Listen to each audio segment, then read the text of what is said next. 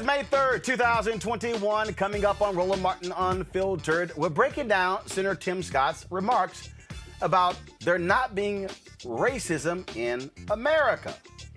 A lot of black people are mad because President Joe Biden, Vice President Kamala Harris, Congressman Jim Clyburn, when they were asked, agreed with Senator Tim Scott. I shall do a deconstruction for you to explain to you why white people in America are so sensitive and so fragile. That explains why Biden, Harris, and Clyburn could not dispute what Scott had to say. And I'll be joined by anti-racism educator Jane Elliott as well. Nicole Jones, of course, the creator of the 1619 Project, will join us to react to Senator Mitch McConnell's call to remove that project from federal grant programs. Same thing, y'all. White people in America afraid to confront race. North Carolina, Andrew Brown Jr. was laid to rest today. We'll show you some of his funeral. And guess what? The white supremacist Stephen Miller, who worked for Donald Trump, is now suing the federal government because of the provision of black farmers getting $5 billion. And they're saying, oh, this is unfair because we're white. But they're overlooking the billion that they've gotten in American history. We'll be joined by the head of the National Black Farmers Association, John Boyd. Plus, racial disparities in healthcare, even in the emergency room. We'll talk to an ER doctor about a video that's gone viral for a white ER surgeon basically mocking a brother for his symptoms. In our book club segment, we have the author of Sure, I'll Be Your Black Friend. Join us. Also in Fit, Live, Win, we'll talk about getting back in shape after the year on lockdown. And I'll share with you my return to TV One. Did I just say that? I'll explain. Hey, it's time to bring the funk on Roland Martin Unfiltered. Let's go. He's got it. Whatever the biz, he's on it. Whatever it is, he's got the scoop, the fact, the find. And when it breaks, he's right on time and it's rolling. Best believe he's knowing. Putting it down from sports to news to politics. With entertainment just for kicks, he's rolling. It's on go, roll, y'all. It's Roland Martin, yeah. Rolling with Roland now. He's funky, he's fresh, he's real, the best, you know he's Roland Martin now.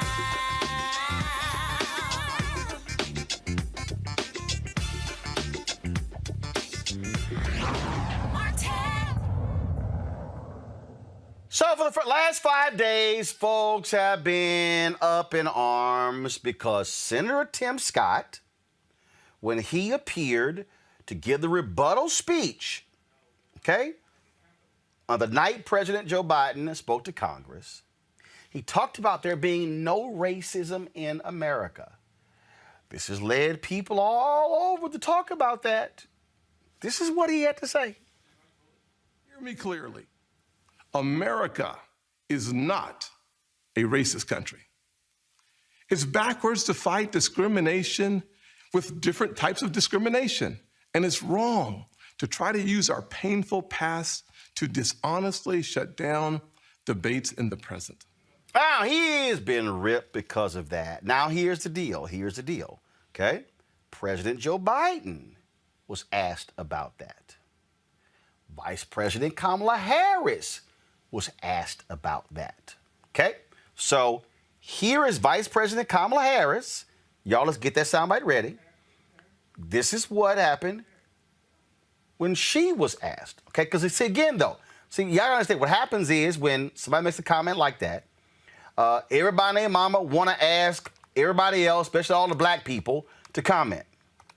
So all of a sudden, she got asked about it, and people were like, oh, my goodness, I can't believe Senator Kamala Harris, she didn't sit here and she didn't condemn what he had to say. Do y'all have the soundbite? Okay, I don't understand why we don't have the soundbite. Do y'all have the one with Joe Biden comment about this?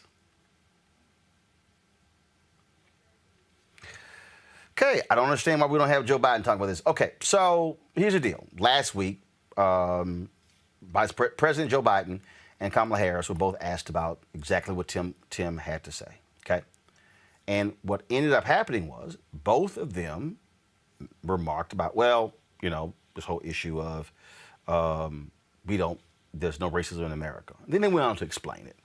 Okay, do we have the Jim Clyburn soundbite?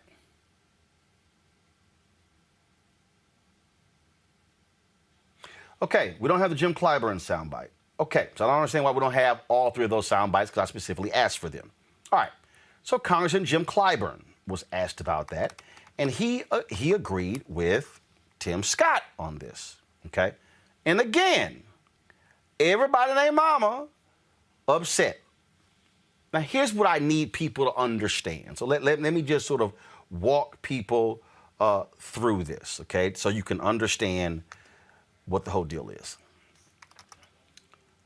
America, white America, can't handle being confronted with race in America. They can't. They can't. Of course, Biden, Harris, Clyburn were not going to say, oh, yes, America's a racist country. There's a political fallout. Y'all know what's going to happen. Y'all know. Okay, do y'all remember what happened when President Barack Obama said that the police in Cambridge, Massachusetts acted stupidly by arresting Skip Gates after determining that he lived there? Lord, the white folks and all these conservatives, Fox News, all the networks, that was the whole talk for a week. They had to have a beer summit to calm everybody down. I remember when I was on CNN. I'll never forget. I was on with Candy Crowley, and she said, well, you know, the White House, they'll tell you that if they could walk that back, they would. And I said, that ain't what I've been told. I said, the White House doesn't want to walk anything back. You had white advisors to Obama who were like, oh, my God, we're stepping on a landmine, and we got to walk this back. And the black people were like, hell no, that was real. Y'all, a whole week, blah, blah, blah, blah, blah, blah, blah, blah, blah. All this went by. Nothing can get done. So here's the deal. I never expected President Biden or Vice President Kamala Harris to disagree with Senator Tim Scott. And then Scott then goes on Face the Nation and basically was like, oh, see, they didn't disagree with me, so therefore I was right.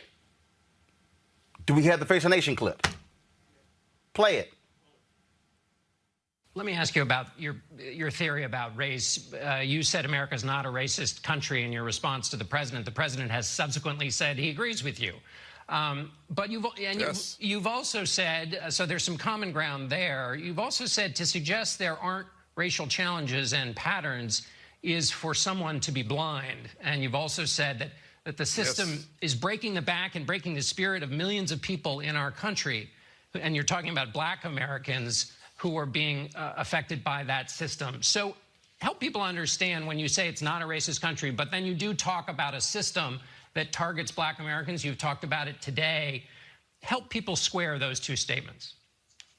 Sure, absolutely. Well, first let me say, thank goodness that finally our president, our vice president, and one of the leaders in the Democrat caucus in the House, Jim Clyburn, have all come forward and said exactly what I've been saying for a long time. America is not a racist country.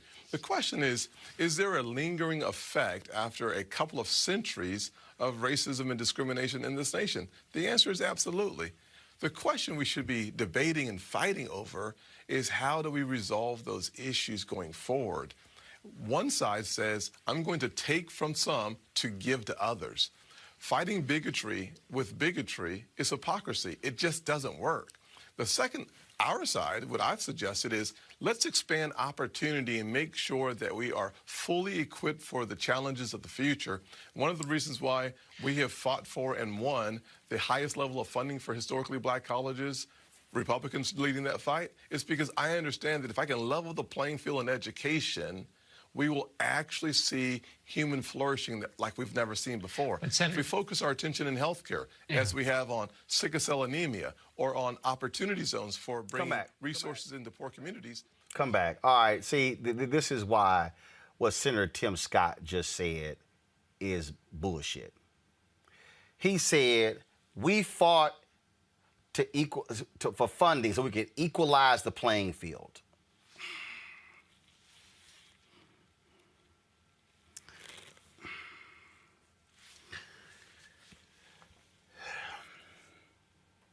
Do y'all know what the endowment of Harvard University is?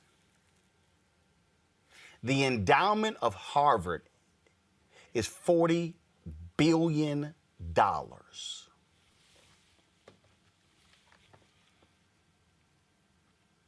I want you to let that sink in. The endowment of Harvard is $40 billion. And what Senator Tim Scott said on Face the Nation and got no pushback from John Dickerson because John don't know, which is why you need more black people on Face the Nation, but Mary Hager, the executive producer of Face the Nation, won't return my emails to appear on the show.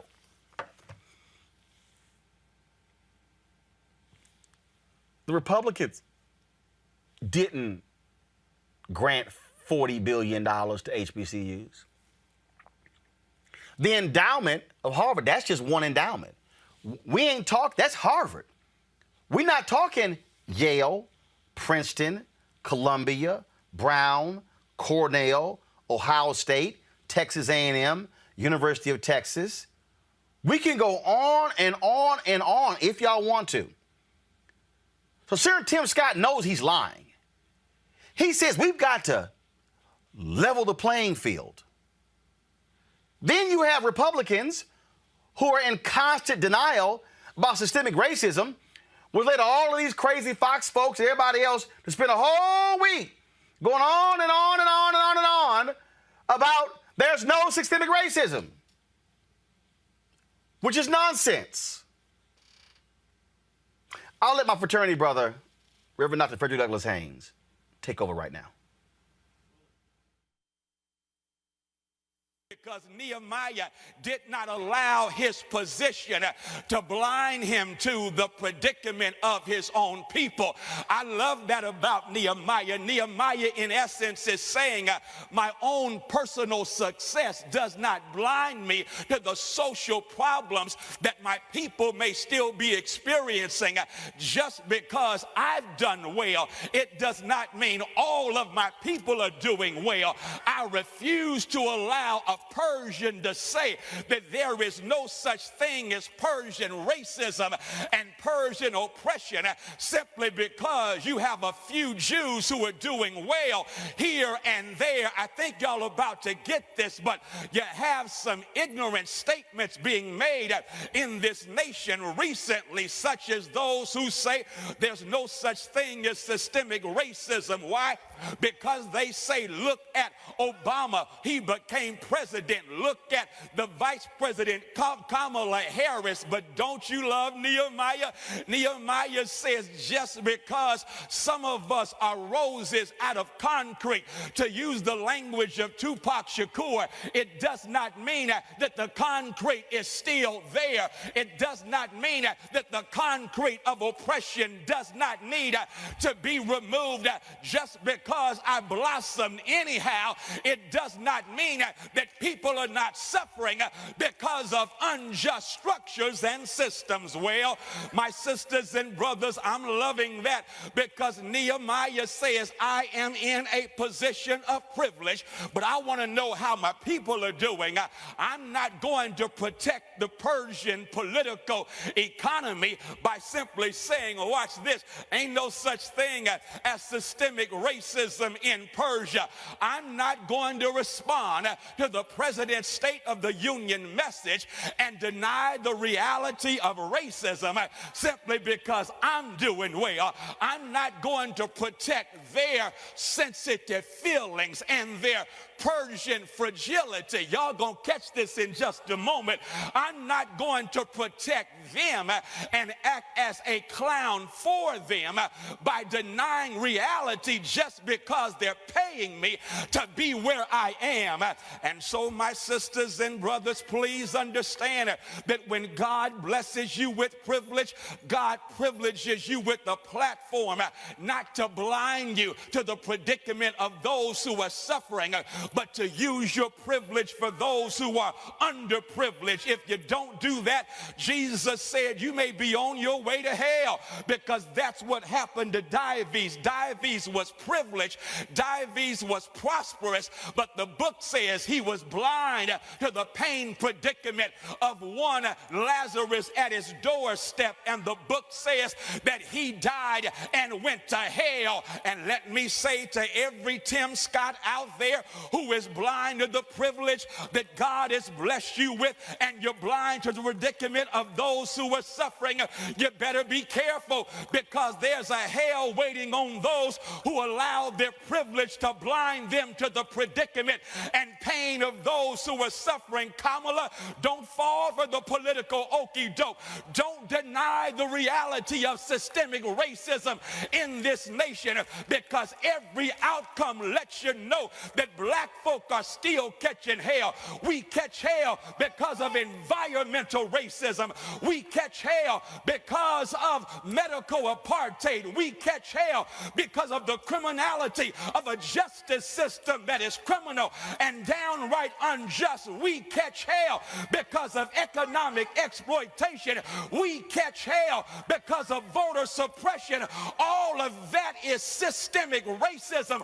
All of that says America is a racist country. If you walk like a racist, if you have policies like a racist, if you talk like a racist, you are a racist. Now, this right here was Vice President Kamala Harris appearing on ABC, Good Morning America, the day after Biden's speech to Congress. Threats to our national security is domestic terrorism manifested by white supremacists. And so these are issues that we must confront, and it does not help to heal our country, to unify us as a people, to ignore the realities of that. What you had there was, see, there are a lot of black folks. I've gotten some emails from people sitting here saying, well, why didn't she condemn it? She ain't right. You know what? She should have condemned it. Y'all, I done told y'all, this America. Y'all, America can't handle realness. Go back.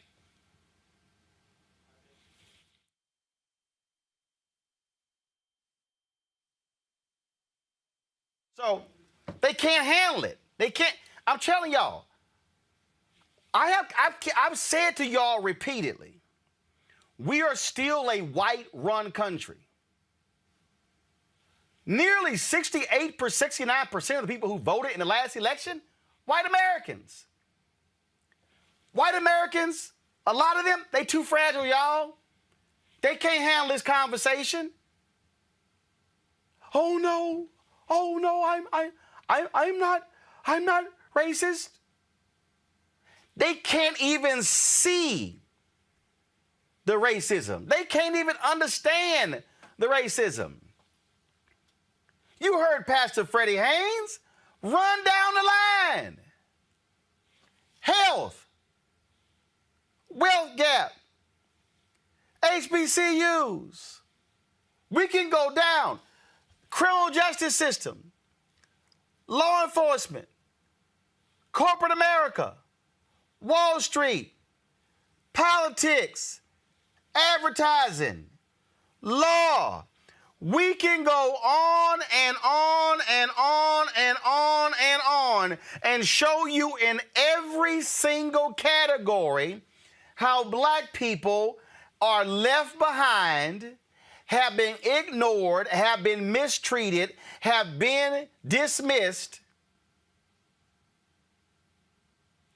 That's why Vice President Kamala Harris didn't answer the question the way you wanted her to.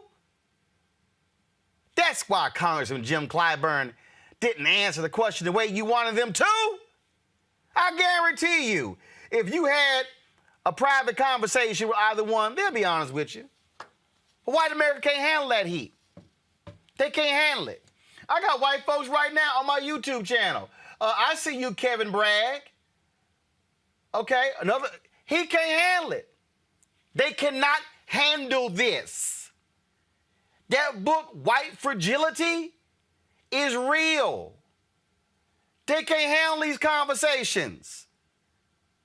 That's why this took place last week on Fox News, where they were just, oh my God, what, this critical race theory, oh my goodness, what should we do?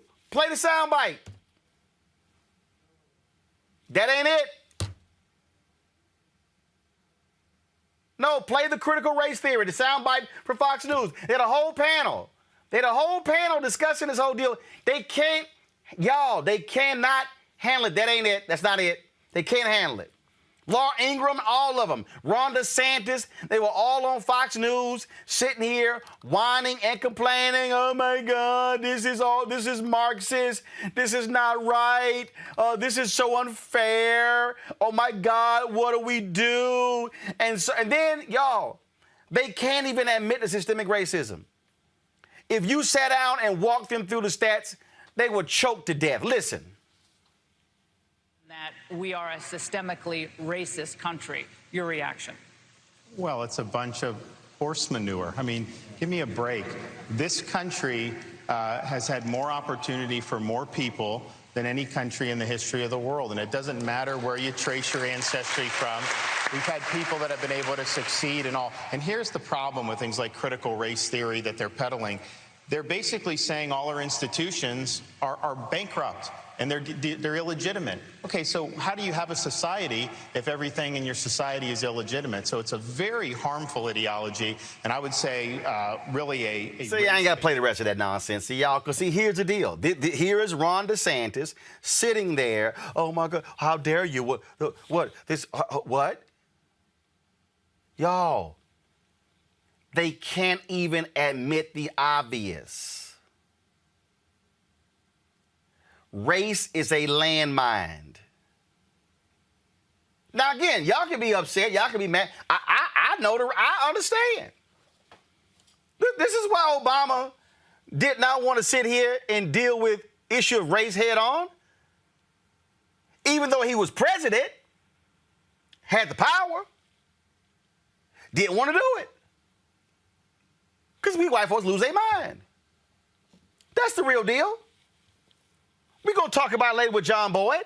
That's why they losing their mind right now. Oh, what? But black farmers are getting $5 billion? How dare you leave us out? I'm sorry. Did y'all just overlook the $50 billion y'all got? The $100 billion? Did y'all overlook all of that?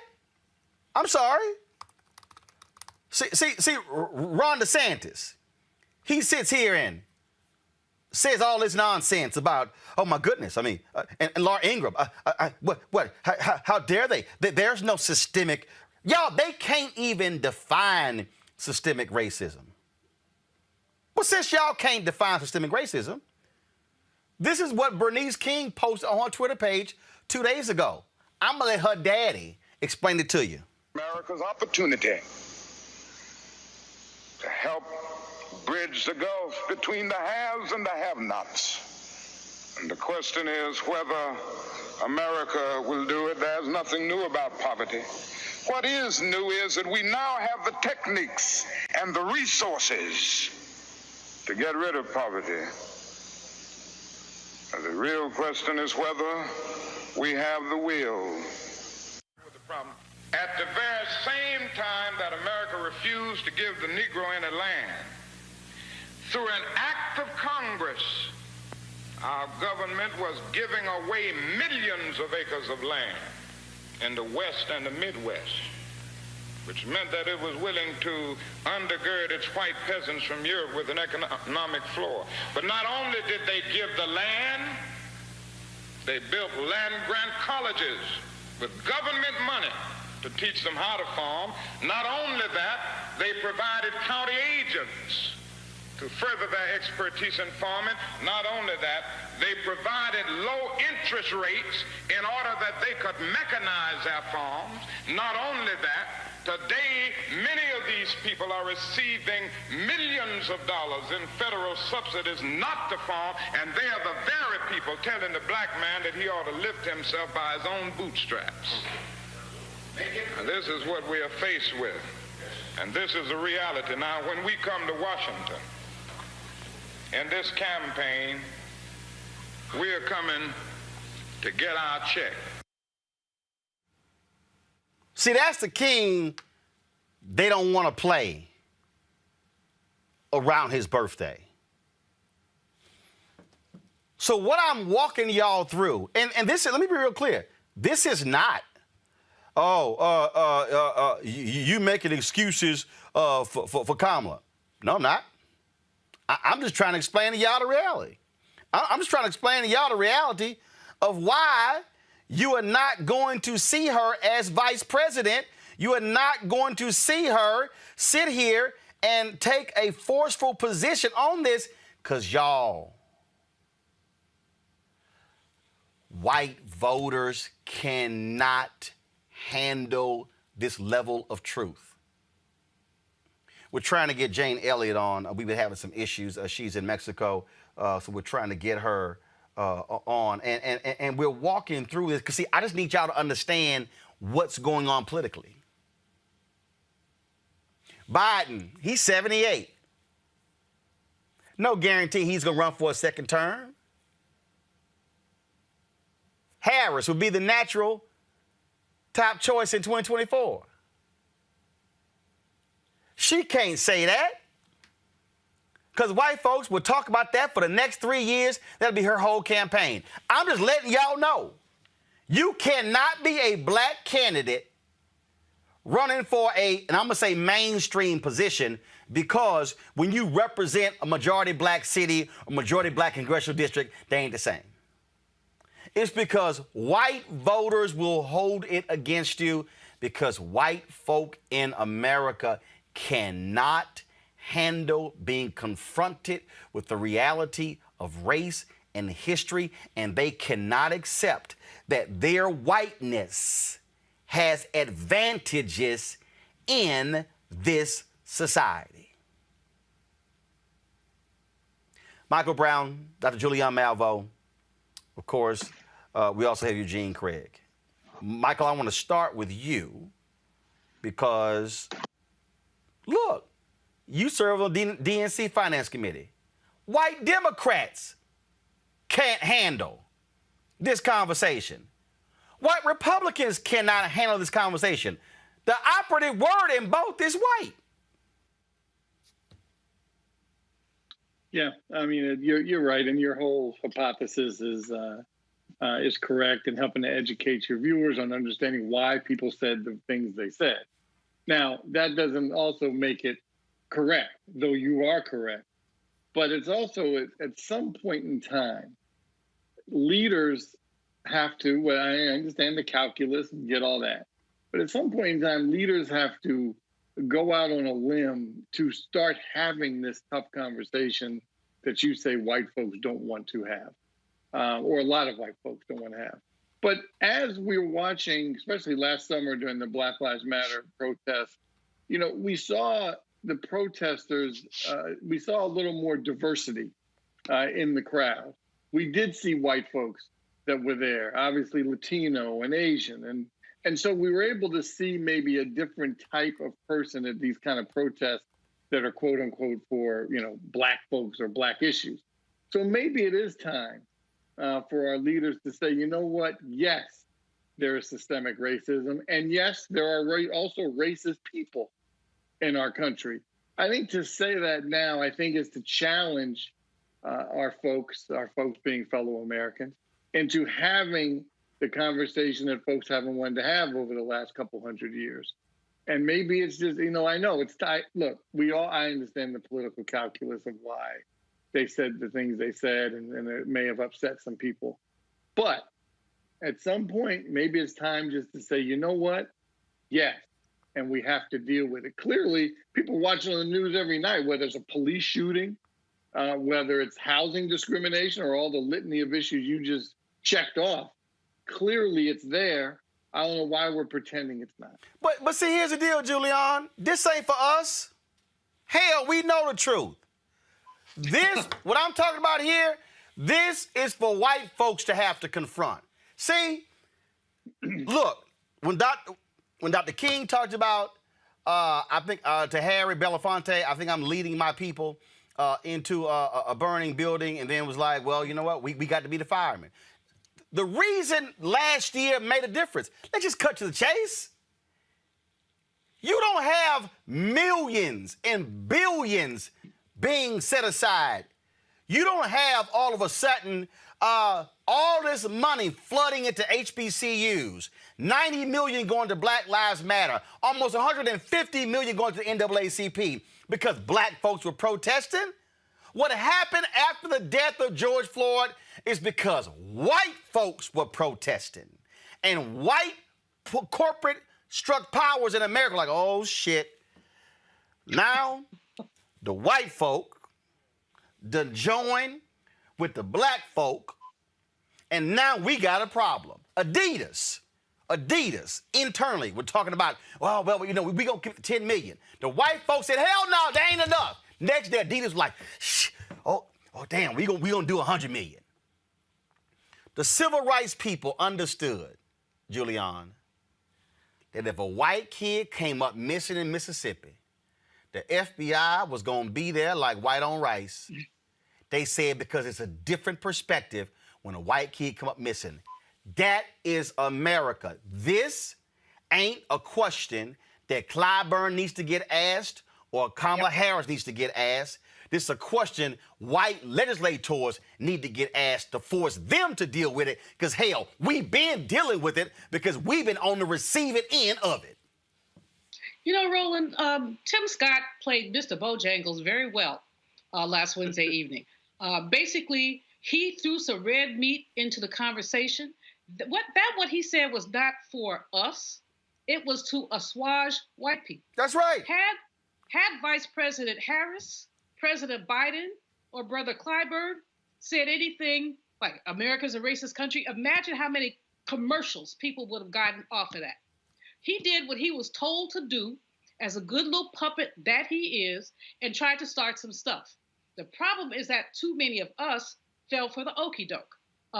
So we have to just look at this and say, let's look at the long game. As you said earlier, Vice President Harris is a logical successor to President Biden, but if she puts her fist up in the air, she's going to be caricatured just like Michelle Obama was. Let us put our fists up in the air, Roland. Let us fight for it, and let her be the vice president that we know she can be.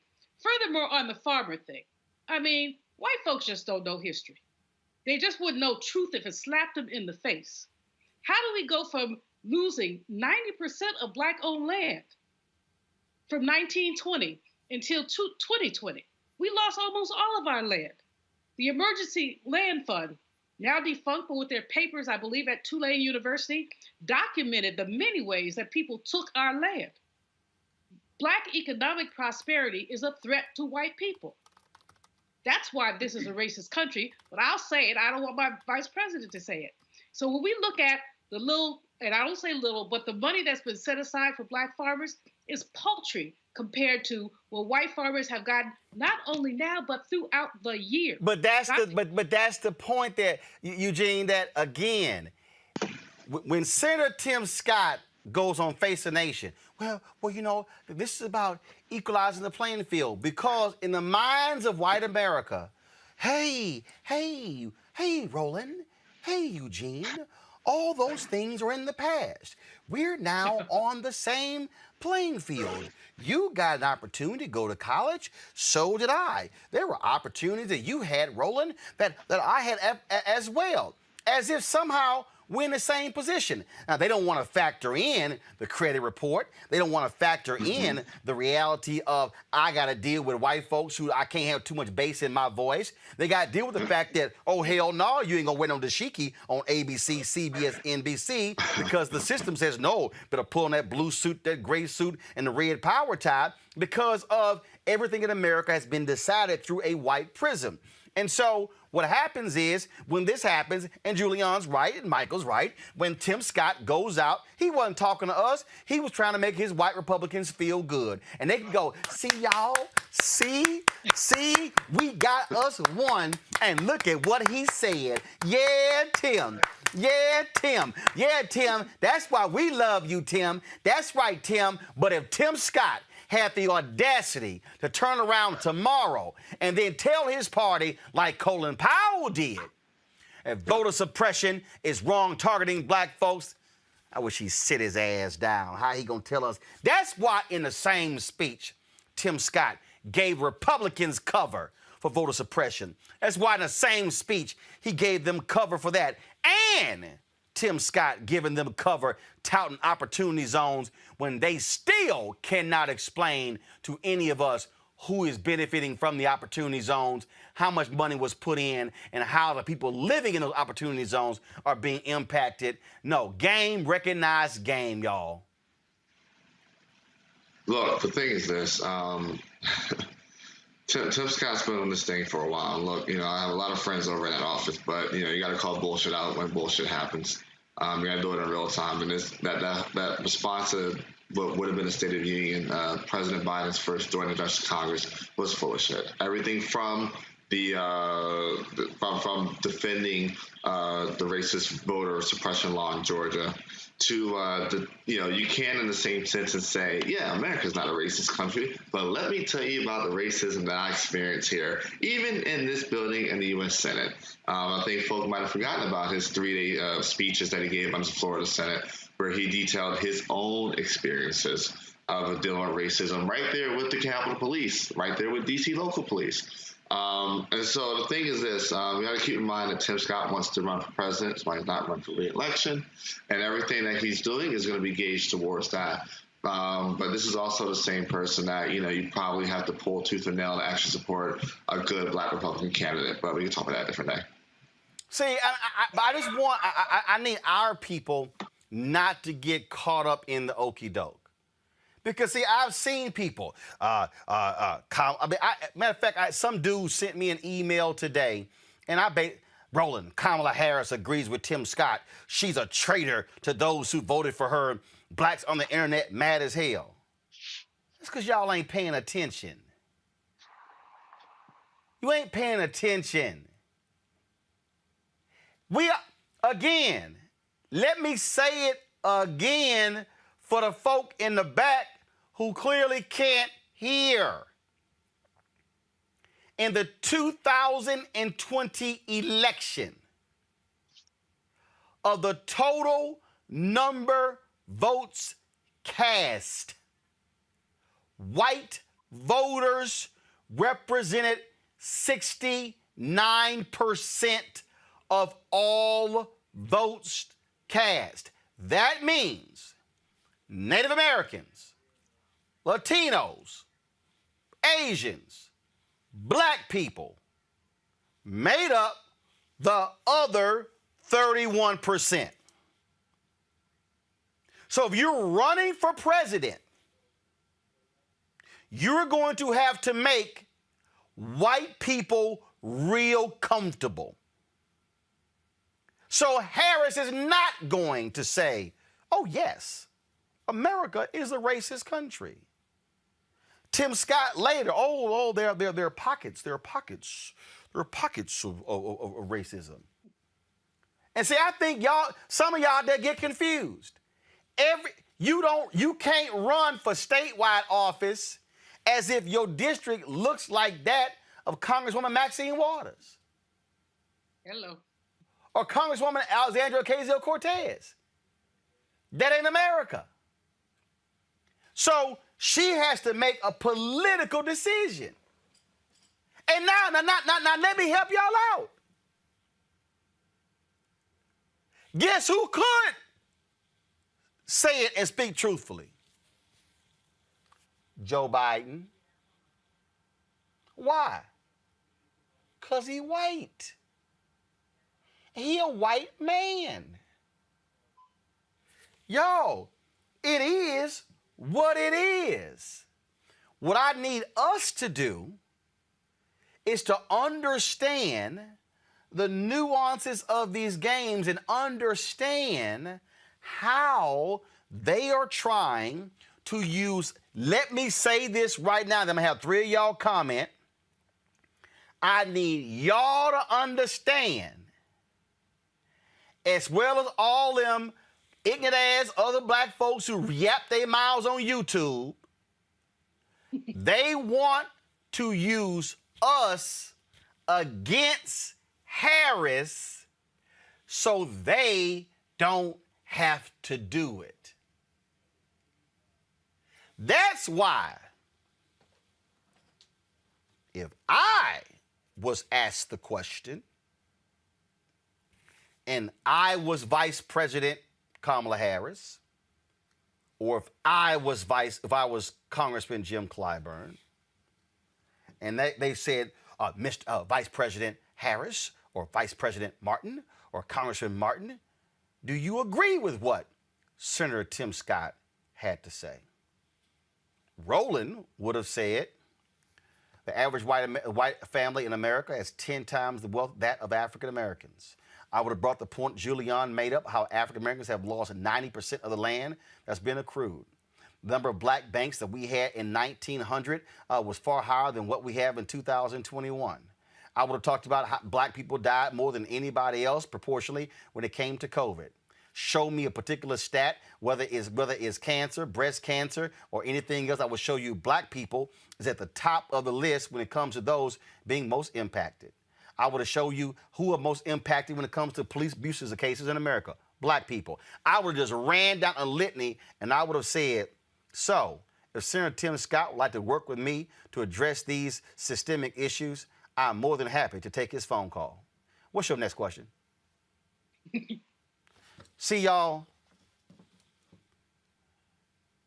See, Michael, what happens is this is the game. I keep telling everybody, this is why I rarely call somebody a racist. They want the conversation to be about, is America racist? Not racist. Scott says not racist. What do you say?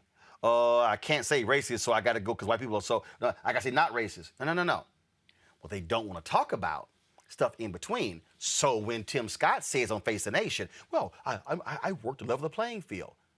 That's when an actual informed anchor, sorry, John Dickerson, you don't have the data, would have said, I'm sorry, Senator Tim Scott, can you tell me what is the collective endowments of all of America's HBCUs?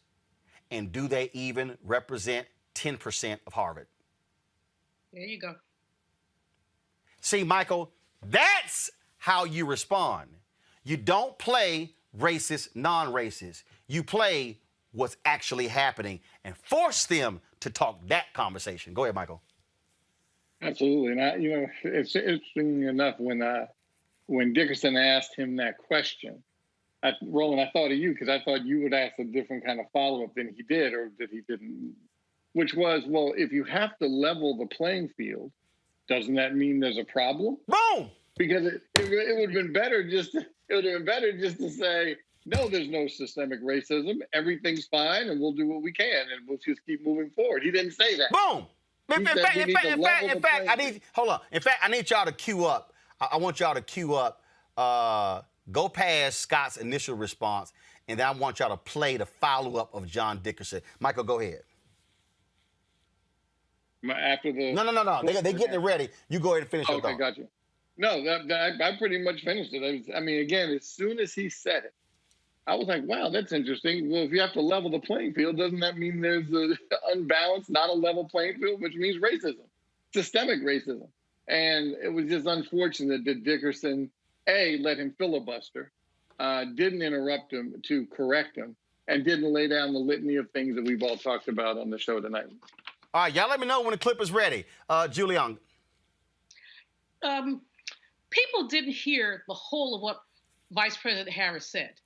She said we were not a racist country, but we had racist foundations. She talked about that. So it's easy to take that first sentence and say, oh, she said it wasn't racism. She agreed with Tim Scott. But she didn't agree with Tim Scott. She was doing what she does best. She's a skilled prosecutor, a skilled, basically, speaker. She knows how to basically dance around landmines. Tim Scott threw a landmine out there, and she avoided it. Now, those Black folks out there who are mad at her, just be mad, y'all. Just be mad. It's unfortunate that not only what I'm afraid of, Roland, or I'm not afraid of, but what I'm concerned about is those of our colleagues and our friends who are not well informed, who may use this as a way of saying, I'm not going back out to the polls in 2022, because 2022 is essential. Joe Biden laid out a key, just a really brilliant speech on Wednesday.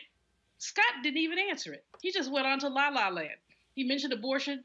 Biden didn't talk about abortion. But what Harris said, she talked about our foundations, and you can't deny those. And so let's not say that she agreed with Tim Scott. She basically parsed his answer to basically serve her purposes. But again, what he gave was the bumper stick answer, and that's what they all ran with. Go ahead and play the clip, please. But when you say one side is talking about taking from one side to the other, I mean, this is, people pay taxes, and there's an argument that the taxes that are paid should go to communities that we've seen, especially under COVID-19, have been disproportionately affected, and that's laid bare a lot of the inequities. So you're not saying that making sure that there's money that goes to those Black communities is a bad thing. Well, John, let me say it differently. When you pass a COVID package with $2 trillion of spending, and in your package you hide in there, if you are a Black farmer, we will give you resources, but if you are a white farmer, you're excluded from those same resources. That's taking from one to give to the other. It's one of the reasons why in the 1990s, the USDA had to pay out the Pickford settlements to Black farmers for taking from them to give the white farmers. So we're going to reverse that and call that a way of creating fairness in our country? That doesn't really work. Right there, Eugene, you heard, to Michael's point, how John Dickerson was grossly unprepared for the comeback. And even on that particular point, if Senator Tim Scott, see, there's a reason Senator Tim Scott has been refusing to come on this show. Because that point right there, I would have destroyed his ass on that one. Look, I mean, John Dickerson was definitely absolutely unprepared for it. But one more time, even in that case, if Face the Nation would have to deal with their own racism, that they perpetuate, that'll cause some problems for them.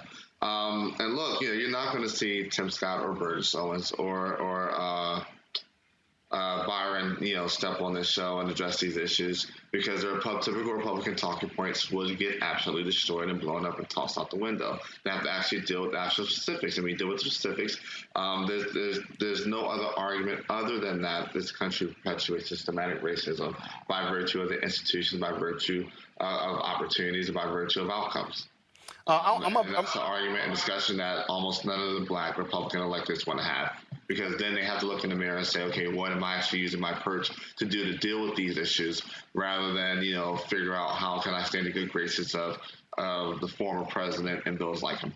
I want to bring in Nicole Hannah-Jones, of course, the creator of the 1619 Project, in right here, because all of this dovetails us perfectly what she's been dealing with in response. Of course, all these people being so upset. I mean, these white folks are really bothering themselves by the 1619 Project, because I keep telling y'all, white folks in this country are so fragile. They can't handle history, but they can only believe his story, okay? They can't handle anything else. That's why you have now Senator Mitch McConnell trying to attack her and telling the Department of Education, don't you dare include the 1619 Project in any federal grant programs in this country. Nicole, we've been talking about, of course, the comments made by Senator Tim Scott. And then even right there, when you heard him on Face the Nation trying to say, well, the reason we had the Pickford decision was because money was being taken away from Black farmers to white farmers, and now we're trying to reverse that? No, Tim, we're trying to still deal with the inequities from the Pickford decision, because even that wasn't enough, and you would think a Black man from South Carolina could understand that. But no, instead, he's simply tap dancing on the dance card of the Republican Party. Well, I think that Representative or Senator Scott I think he does get it. He certainly understands, coming from his roots, that Pickford was about redress for discrimination. But this is something that it's a tool we've seen the Republican Party use really since the end of the civil rights movement. When you could no longer legally discriminate against Black Americans, the tactic then became to claim that redress for discrimination is equivalent to discrimination. That if you actually are trying to undo the harms of discrimination, that is just as bad as discrimination. And you've seen the Supreme Court make similar rulings, for instance, in Parents Involved, where it said, programs to try to help desegregate schools were just as bad as programs that segregated schools. So I don't believe that he doesn't know what he's talking about, but he's sticking within the talking points of the Republican Party. And it sounds, I was just going to say that the reason it's effective is, of course, it framed that way does sound unfair. Well, why should white farmers not be able to get something that Black farmers get? But the truth is, we know if you steal something from me, you having to pay me back is not unfair to my neighbors who aren't getting any money, right? That's not how it works. But it sounds like it sounds good, and that's why they say it But this was the precise game played when you had the Republicans like Ward Connolly, who led their anti-affirmative action memorandums. So they would draft language where you would go, well, of course not. I wouldn't want somebody to be discriminated against because of their race. So therefore, I'm going to support this without realizing. In fact, I'm from Houston, and the late Mayor Bob Lanier, what he did was he made them change the language on the ballot to reflect what it would actually lead to. And they were mad as hell. That's why it got defeated in Houston, because he said, no. That language not going to fly, because we're going to put the actual intent down. And so you're right. Senator Tim Scott knows exactly what he's doing. And so he wants to sit here and provide the cover because he's running for re-election. And so he wants, he wants to get reelected. He needs to play up to these white Republicans in South Carolina in order for him to win the primary, because he knows if he gets out of the primary, he's going to win in the general.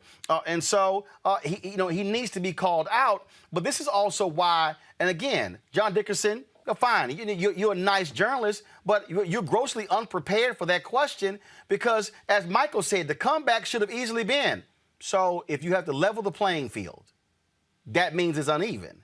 Senator, how did it get uneven?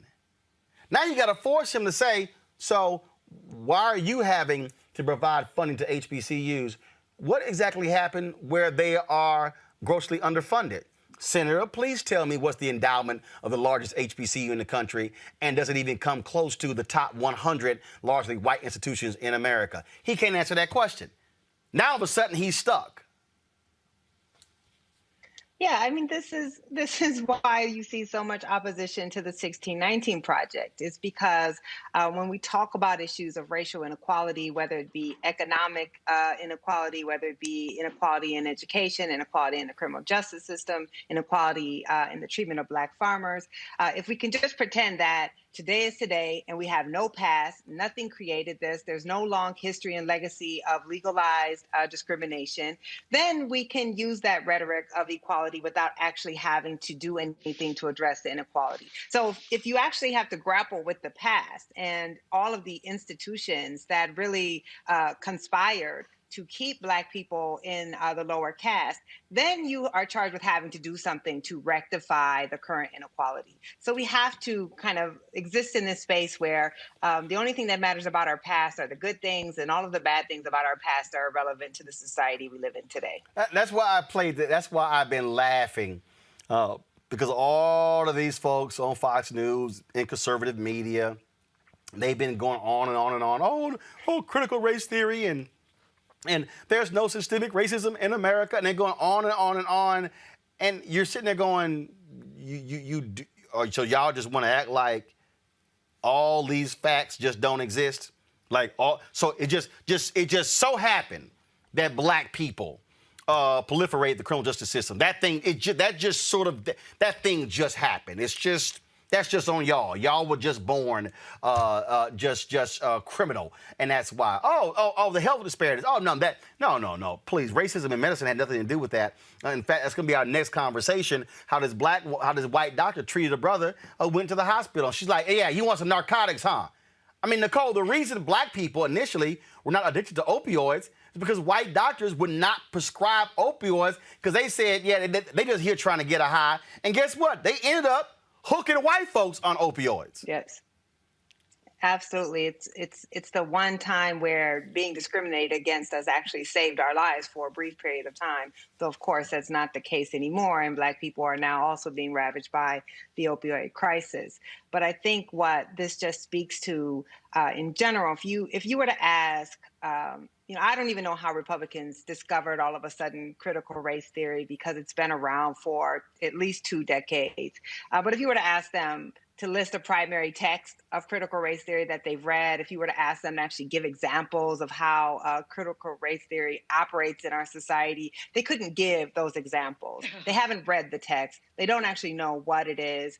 But it's become this, I don't even like to say part of the culture wars. It's become this part of this effort to really stoke white resentment. Oh, no, that's that all Republicans it is. are leaning into. Oh, no, let's be and real. we shouldn't call it culture wars. No, it's not a culture war. That's not actually what it is. No, it's not a culture war. This is all. Here's the deal, and this is real simple, and this is why Mitch McConnell is attacking you, the 1619 project with the Department of Education. This is just the facts. And this is why I need all the black people who are bitching and moaning about what Vice President Harris had to say to understand what's going on here.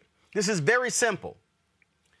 Stock market, jobs report, major bills being passed, highly popular with American people, President Joe Biden's approval ratings high. What they need, they desperately need white conservative evangelicals and non-college educated white people to be so enraged with wokeness, cancel culture, critical race theory, 1619 project, black farmers getting $5 billion, and then they trot out Senator Tim Scott. What they need is they have got white people. They're coming after our way of life. That's why I'm dropping a book next year called White Fear. That's all this is about. And so we got to understand not to get caught in their game.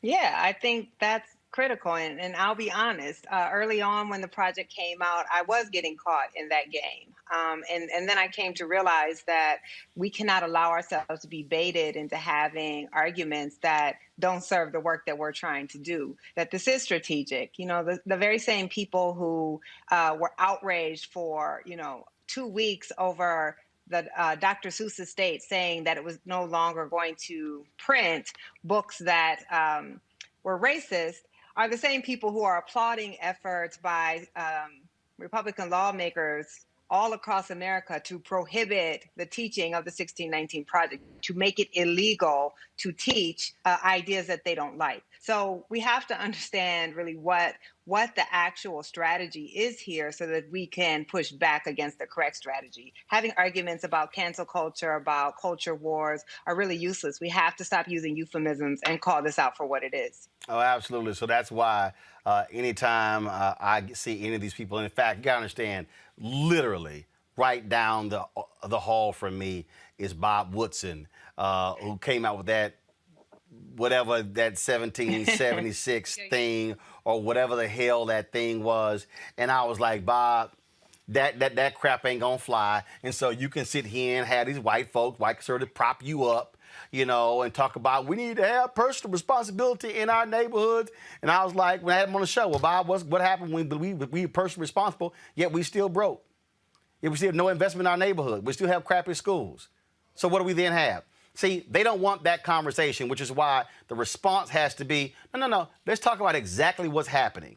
So we're not going to get caught in the racist, not racist conversation. And that's the trap they want to set for us. And my deal is you got to be smart enough to not fall for it. That's why I think as people, and again, I'm not, y'all, people know I went after Obama on a lot of stuff. I'm not covering up with Vice President Harris. She could not answer the question the way a bunch of us probably would answer the question because she knows she's the one who might be running for president one day. And guess what? White folks vote.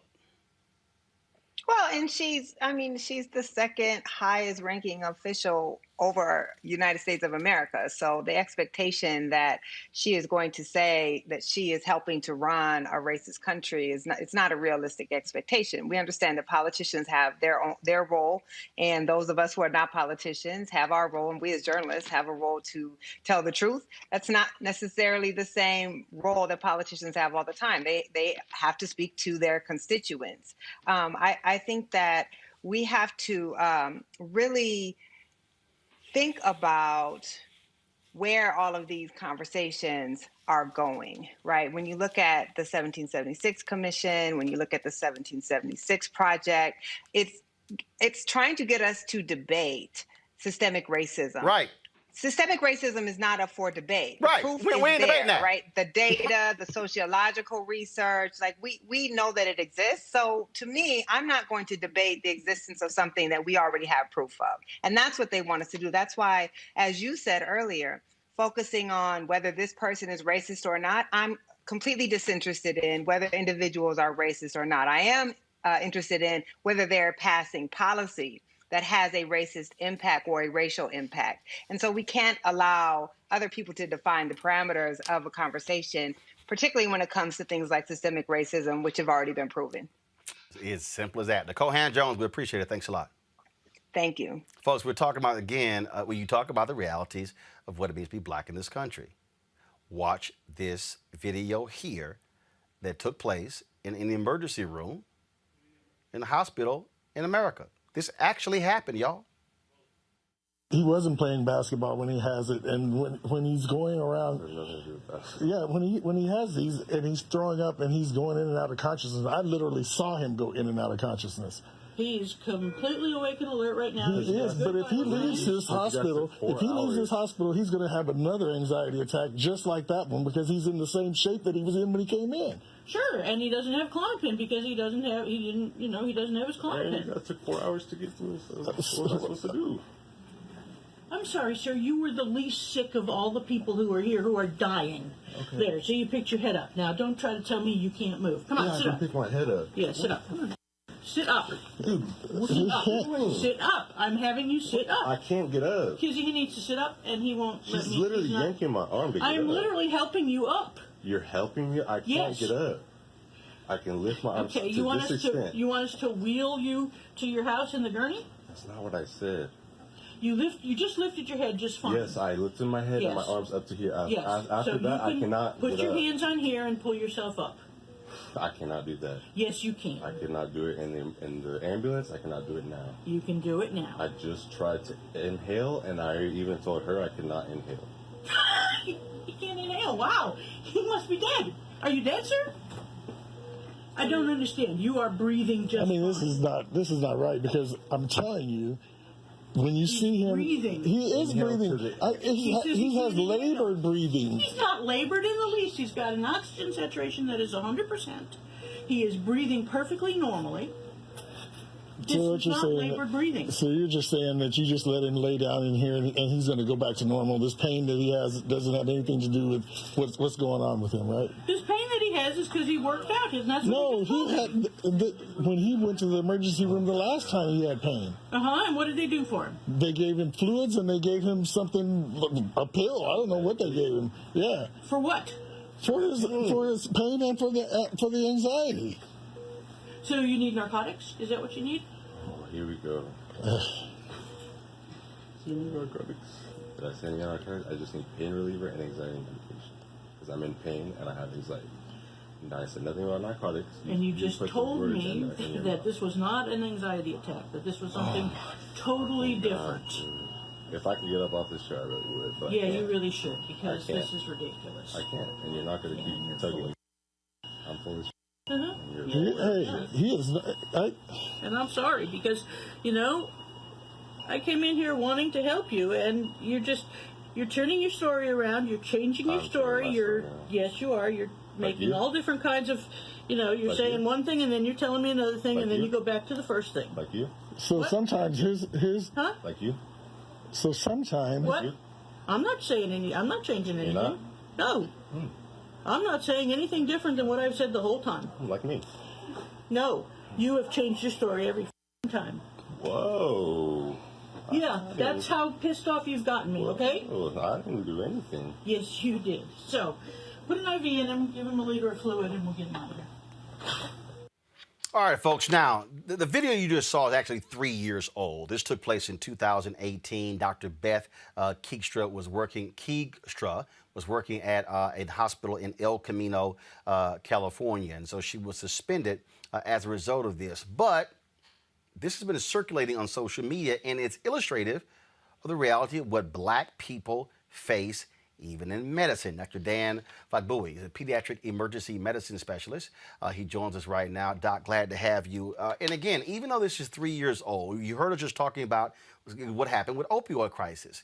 Black people were told, go take Tylenol, go take Advil, when white folks were given more powerful painkillers because white doctors were thinking, oh, they trying to come here and get high. And so racism was in the play. So when you hear Senator Tim Scott, and you hear all these white conservatives run around and say, oh, there's no systemic racism. There is systemic racism in the health field, the law field, the engineering field, the architecture field. We can go on and on and on. It's in the DNA of America, and it has dire consequences in health. Correct. Well said. I mean, thanks for having me, Roland. It is an example of bad, poor, ridiculous bedside manner. That's just one. Let's call that what it is.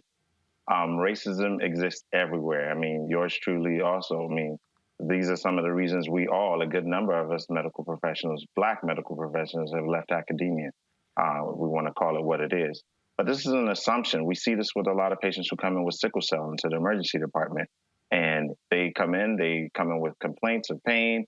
And the assumption is that maybe they're drug seeking. And that is not to say that there aren't some patients that do, but you have to give the patient the benefit of the doubt and not make assumptions. And this patient was definitely, clearly berated. This is not bedside manner. This is not the way we practice medicine. Fortunately, not at some of the institutions I've been have I seen any of my colleagues do such things, colleagues who are not white or colleagues who are Black.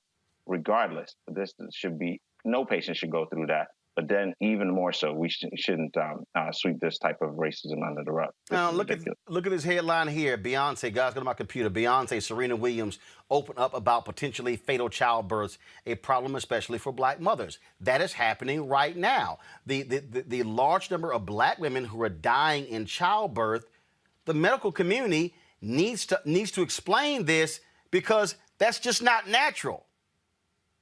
No, it's not. And that's another sad story.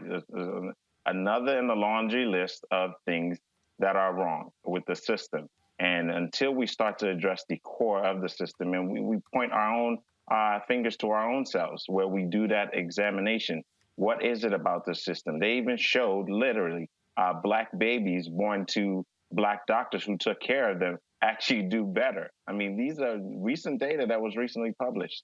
So we have seen this information. We know this information. It's just sometimes gone silent because, especially as you're a trainee going through the process for the young medical students and the residents going through training programs where they experience all this, they really have to sit in with the system to try and suck it up so they're not looked at as a weakling. They have to be 2, maybe even 10 times as greater as their other counterpart to even be able to present themselves in that way. We all have tried to address those issues, but it's a difficult fight. The system also has to be dismantled, and it's not just the medical profession, as you mentioned. Julian, your question for the doc here. I mean, this is, again, why shows like this matter, Julian, because if we're not driving these questions, if we're not raising these issues, let's just be real clear. It ain't going to come up on CNN, MSNBC, Fox News, ABC, NBC, CBS on a regular basis. You know, I appreciate what the doctor has said, and I also think we need to think about, there was a study, which I'm sure he's familiar with, it was done about 20 years ago, but by the Institutes of Medicine, and they found that a Black man going to an emergency room with a broken bone, hear me, with a broken bone, was half as likely to get a painkiller with a broken bone than a white man. And this is a very old study, But I think if we updated it to today, that would not be any different, given what's been said about opioid use. The fact is that racism is part of the cake that we baked when we made America. And you can't unbake the cake, but you can turn it into crumbs and start over. And so when we look at this in medicine, we also have to look at the paucity of African-American physicians and nurses. We have to look at the underfunding of Meharry Medical College, of Morehouse College of Medicine, at Howard University Medical School. We have to look at the many ways that Black folks are basically denied access, often don't have the assets, and then they are, I call the 3 A's, access, assets, and attitudes. And they are confronted the attitudes that come from physicians and others, health professionals, who are simply full of bias. So when they see a Serena Williams, they don't see Serena, they see a Black woman. They see Beyonce, they see a Black woman. You know, I've had interesting instances that I won't share, where, you know, once I was asked, did I have my welfare card? Moi, a welfare card. I'm like, really? Start to knock that woman in the next week. But fortunately, I kept my temper. But Doc, I mean, No, Doc, go ahead. No, I'm just saying that Doc, Fat Boy, go ahead. Doc, go ahead. The biases that they're in are just baked in, and we're fortunate to have brothers like this and so many others, the National Medical Association, others, really frontally fighting this. Doc, Fat Boy. Yeah, so I mean, so you hit the nail on the head. It's exactly what we deal with. And I do think the percentage of Black physicians, about 5% of the population, that's ridiculous. And we need to increase that number. But those biases are already planted, literally. The patient was being accused of drug seeking. He said he had anxiety.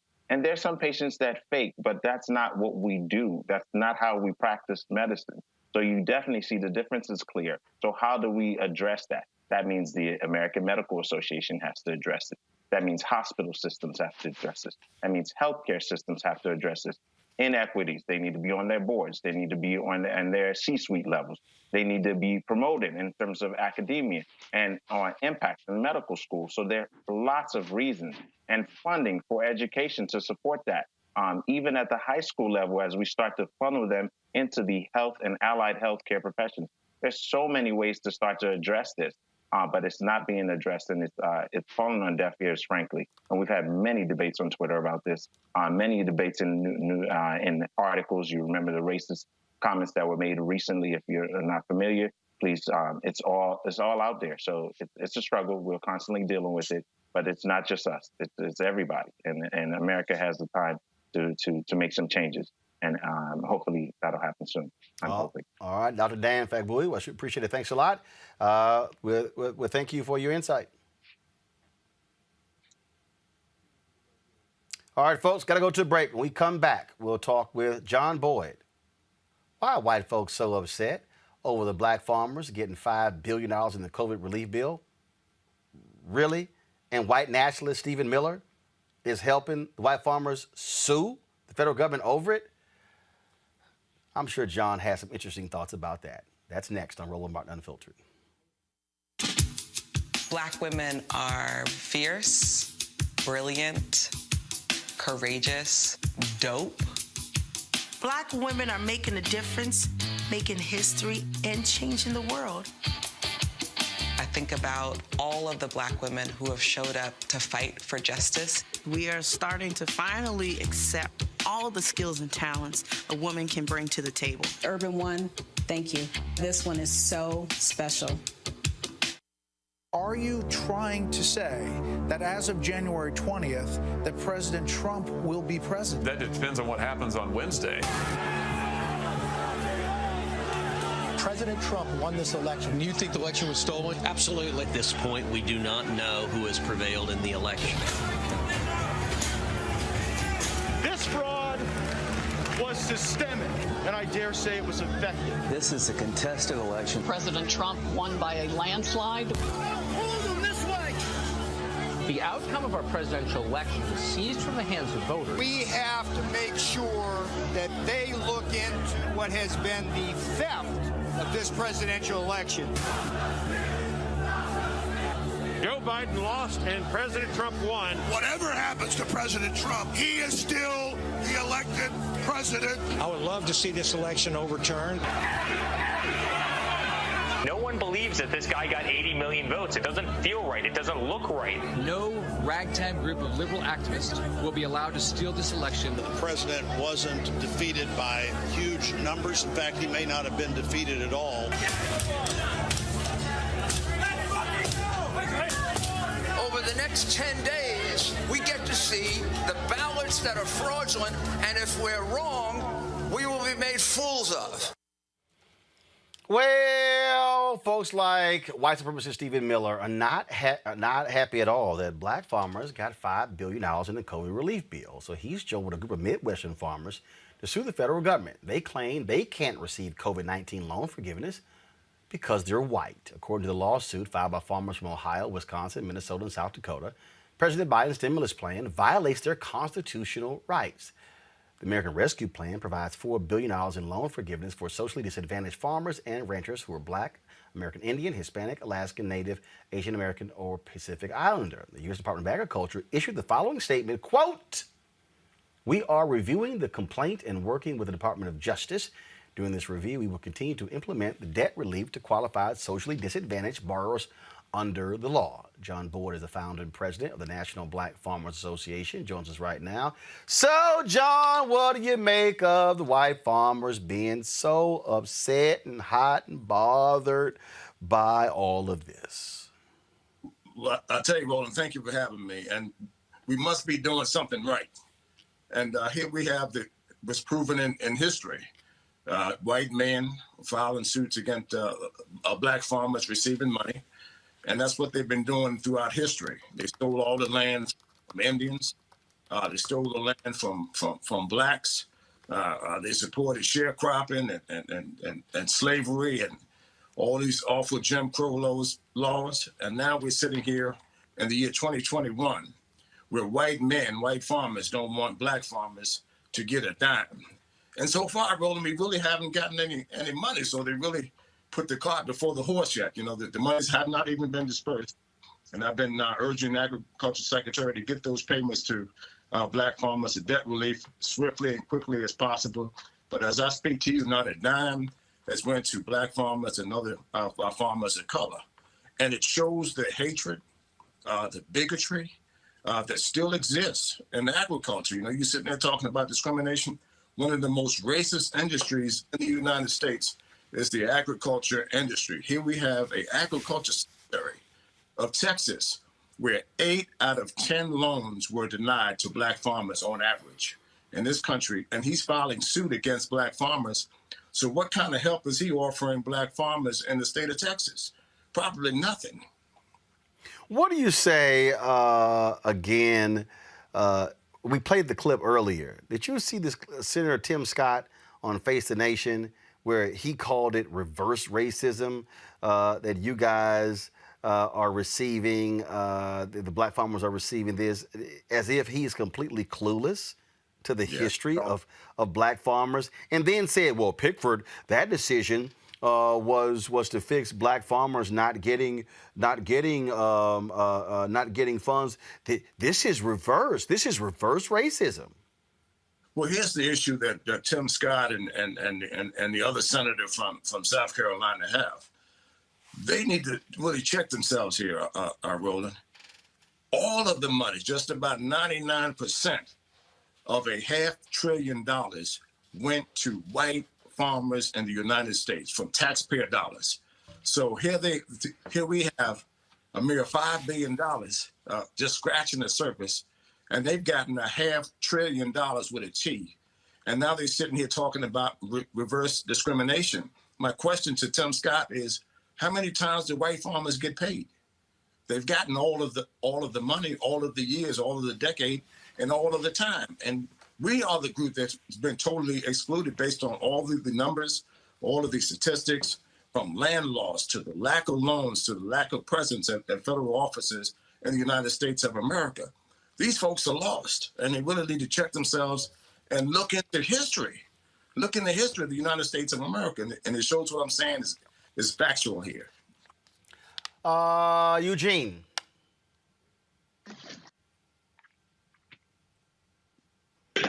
There we go. Hey, can you guys hear me? Appreciate it. Now we can hear you. Good to see you, Brother John. I guess my question is, one of the things I think we probably can do as a community is support these Black farmers, and intentionally buy produce from Black farmers.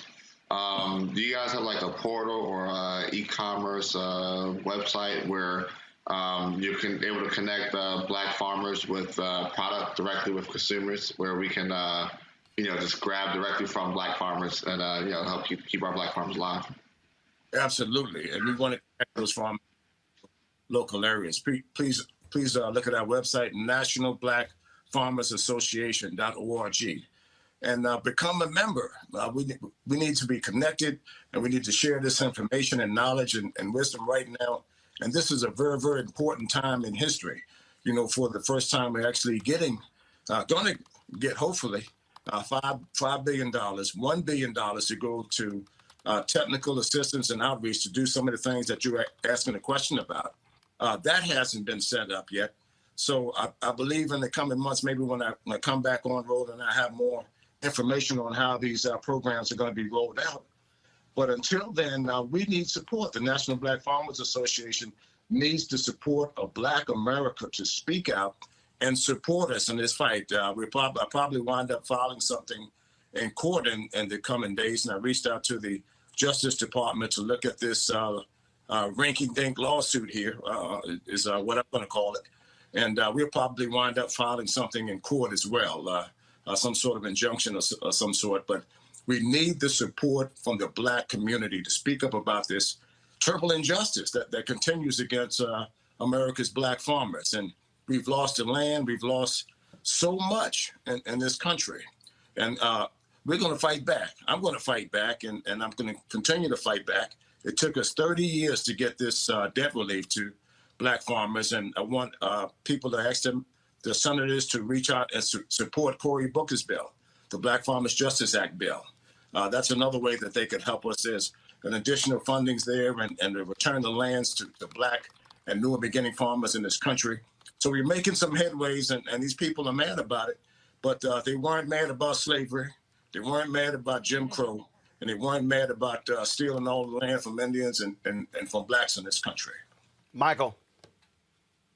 Mr. Boyd, have you, Black farmers, how do they do with being vendors to the Whole Foods, Harris Teeter's, Vons, Kroger, Giant, Safeway, you name it? Are they able to compete with those grocery stores where a lot of obviously people of color shop? And maybe that's one of the ways where Black folks the consumer can be helpful, is to say, are you getting from, what kind of farmers are you getting your produce from? Absolutely. And that's the type of effort that needs to happen, where corporate America simply isn't doing enough, in my opinion, to partner and contract with Black farmers. I've been seeking that out to companies like PepsiCo and others to actually issue contracts to Black farmers that, where they have a footprint and presence. I'm working on a deal now with Walmart that may pan out to do some good things for Black farmers. But I also want to remind people of how bad some of these companies have treated Black farmers, such as Monsanto, where we filed suit against them. And also John Deere, we're looking at maybe having some legal issues there where they refuse to service Black farmers, tractors and combines, and they come when they get ready. And white farmers in this country get same day service. That's the type of blatant discrimination that Black farmers are still existing right now as I speak to you on this show. So that was a great question, and urge all of these companies to do business. And where you're spending your dollars, especially in the food industry, ask them, do they have any contracts with Black farmers? Julianne, question for John Boyd. First of all, Mr. Boyd, thank you for your work and for your persistence in raising this issue about Black farmers. Now, when President Obama was in office, Tom Vilsack was the Secretary of Agriculture, and he was not the most easy person to deal with for black farmers. However, he's been reappointed by President Biden. What's your thought about that? Has he been more malleable, or is he still sort of the brick wall that he used to be? Well, as you know, and me and Roland actually spoke about this on his show. We weren't excited about Secretary Vilsack going back to USDA, and I told him just last month, he said he wanted to listen and learn. I told him he should have listened and learned when under the Obama years, and he should get the payments out to black farmers within 30 days is what I asked him to do. But the president had a Zoom call, and he asked me to support Secretary Vilsack coming back to the Ag Department because many of us didn't like that issue or that thought. I was more excited about Marsha Flood, someone more progressive, and that would to do more with black farmers and expand our avenues there. But we got Secretary Vilsack. He's there. I'm going to try to work with him to make sure that these payments get out to black farmers just as quickly as possible. And the president said if it doesn't work out, reach out and let him know. And I plan to do just that if he doesn't do what he says he's going to do. So we're going to give him a chance, and he has to show us this time. It's not the black farmers showing him anymore. Now he has to show us, what he's going to do to advance the ideas and concerns of black farmers and other farmers of color in this country. All right. John Boyd, let us know how it goes. Any help we can give, we're always there for you. And listen, Roland, I want you guys to come down to my farm and visit my farm in Virginia sometime. So that's an invitation for you and your whole cast. Hey, I'll come. I'll. First of all, where's your farm? It's Virginia, North Carolina border. It's in a little small township called Boydton, like my name, slave name, Boydton. So how far is it from D.C.? It's about 3 hours dead south of D.C.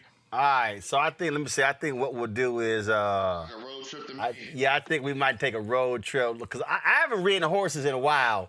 I'm with it. So I need to do that, and so maybe what we'll do is we'll get the Row Mobile and actually broadcast the show from the farm this summer. Absolutely, love to do that. And again, thank you, Roland, for staying on top of this issue because you were one of the first journalists to put it on your television show back in 2009, 2008, when black farmers wasn't getting any airtime. So thank you again for staying on top of this issue. I appreciate it. We're going to keep staying on top of it, John. Thanks a bunch. All right, folks, got to go to a break. We come back. We're going to talk with the author. Sure, I'll be your black friend. Note from the other side of the fist bump. That is next on Roland Martin Unfiltered. The lonely, the alienated, the sad, and the angry. In every country torn by strife, violence, and hardship, men and women are drawn to extremist leaders, promising to take on the enemies of their people. In America, some of our lost souls respond in a similar way to the call of influential voices. But instead of militant preachers or radical clerics, every single night in America, they can listen to our own angry advocates of division and conspiracy. Confused, angry people hear the call of these voices and take on the camouflage of warriors to threaten and even kill civilians. The radicalized Republican Party and the twisted people on TV who speak for them use the very same language of intolerance and rage to provoke those alienated people, actively pouring kerosene on the fire of social unrest. And until we all reject these poisonous voices, the result will inevitably be escalating violence and tragedy.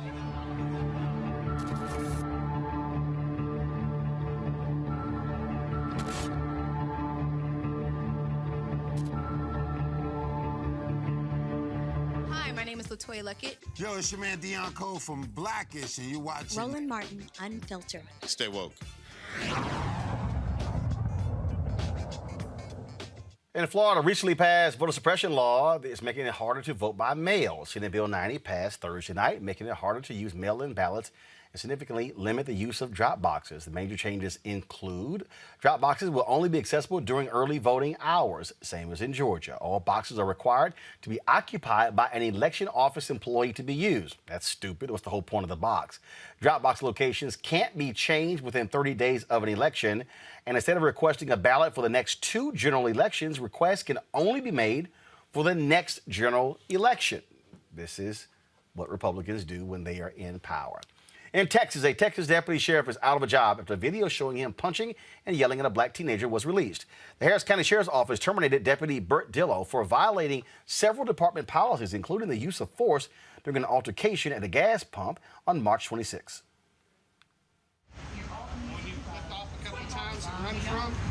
Give me your ID. Do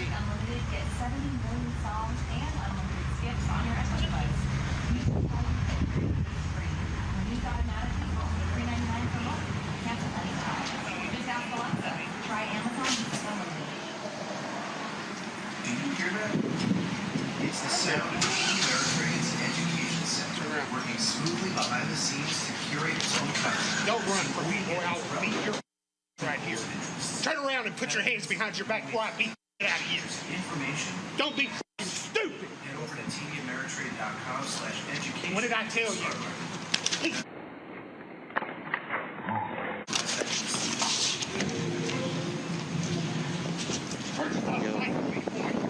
Turn around and put your hands behind your back. Roll over. All I was going to do was talk to you. But now nothing can stop me. I'm all the way up. All the way up. Dillow was initially placed on administrative leave after he was accused of punching and cursing at the teen. He joined the Harris County Sheriff's Office in 2008. Grand opening, grand closing. In Chicago, an oversight agency has finished its investigation into the botched police raid where officers forced a black social worker to stand naked and handcuffed. For 16 months, the Civilian Office of Police Accountability reviewed nearly 100 allegations of misconduct stemming from the night at a dozen Chicago police officers barged into Anjanette Young's home. Y'all, roll the video, please. The report found Young stood handcuffed and naked in front of the all-male group for a total of about 10 minutes. However, Young's lawyers says it was over 30. The agency sent its report to Chicago Police Department Superintendent David Brown, who is up to 90 days to recommend charges against the officers. This is the sort of nonsense, the misconduct that we keep seeing, Michael, that, again, until folks are fired, until they are truly disciplined, it's not going to change.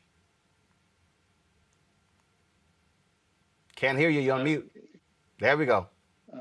Yeah, it's interesting. Some of these videos, I thought that you would have on your crazy white people segments because people are sound like we're getting fired and suspended. I don't know. Roland, it's until the yes, policies need to change clearly within these departments, but until the courage comes, and you and I talked about this ad nauseum. Until the actual laws change relative to, I know what they're discussing on Capitol Hill, Karen Bass and Senator Scott, relative to the police reform bill. Oh, and Senator Booker. Until, there's actually laws that change, and I'm not suggesting that that'll even stop it, but at least you have, these folks have to give second thoughts when they're doing something, to think about their own personal well-being relative to their futures, economically, career-wise. If they don't have to worry about that at all, and there are no consequences at all relative to their career, to their own economic circumstance, these kind of things are going to continue. So policies have to change within these departments, and then the actual laws have to change, which means courage from elected officials taking on the police unions, which is extremely difficult. Look, that's what it boils down to. But at the end of the day, that's why the George Floyd Justice Act is critically important, Julian, that it has to pass the Senate because you've got to be able to have true police accountability in America. Roland, I need you to take a reel of the crazy-ass white people, add to that, and send it to Tim Scott. so that maybe he can see this stuff up front. What I was reminded of, both with the sister being forced to stand nude and with the young man being beat on, it reminds me of enslavement. It reminds me of what people felt they could do during enslavement. So while we talk about all this progress, we also have to talk about, and sisters will take it personally, the humiliation of having to stand in front of a room full of men, butt naked. But that's what they did to us when they put us on the auction blocks during enslavement. So Lori Lightfoot in Chicago has to do more. But we've got to do more everywhere. It's not just the George Floyd Act. It's, as Michael said, it's the swift firing of these people who do not know how to respect people. With that young man, it didn't have to go down like that, nor did it have to go down like that with the sister. These people just need to be fired, and maybe give them a job, picking cotton at John Boyd's farm. Eugene? Look, the thing is this, right? I'm not a believer in mandatory minimums except in like one case, and that's when you have police misconduct, police brutality, and violation of rights. Look, I think that you need these bad officers have to be fired. These bad officers have to be prosecuted. And look, I think you got to do two things, right? I think that you probably got to go in and break up the police unions. These, bad officers are being protected by a shield that they should be protected by. But secondly, you have to punish the minor, minuscule violation of rights. You start doing that, the big stuff won't come about because they'll be too terrified to do something as much as, as violate your right to not be illegally searched that, they won't come around and feel like they put their hands on you because they know that if it's so stringent for the minor violation, the major violation is going to lead to a much harsher punishment. Absolutely. That's the same principle they put in place with us, right? I agree. At the end of the day, how they are ticky-tacky with us when it comes to laws, be the same with them when it comes to their behavior. All right, time for our book club.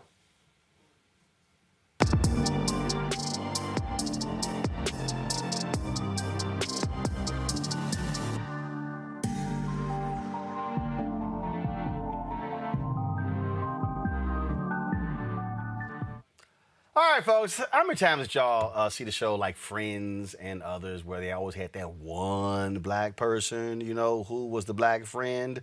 A new book provides an instruction manual on race with subjects like things you should probably not say to your black friend.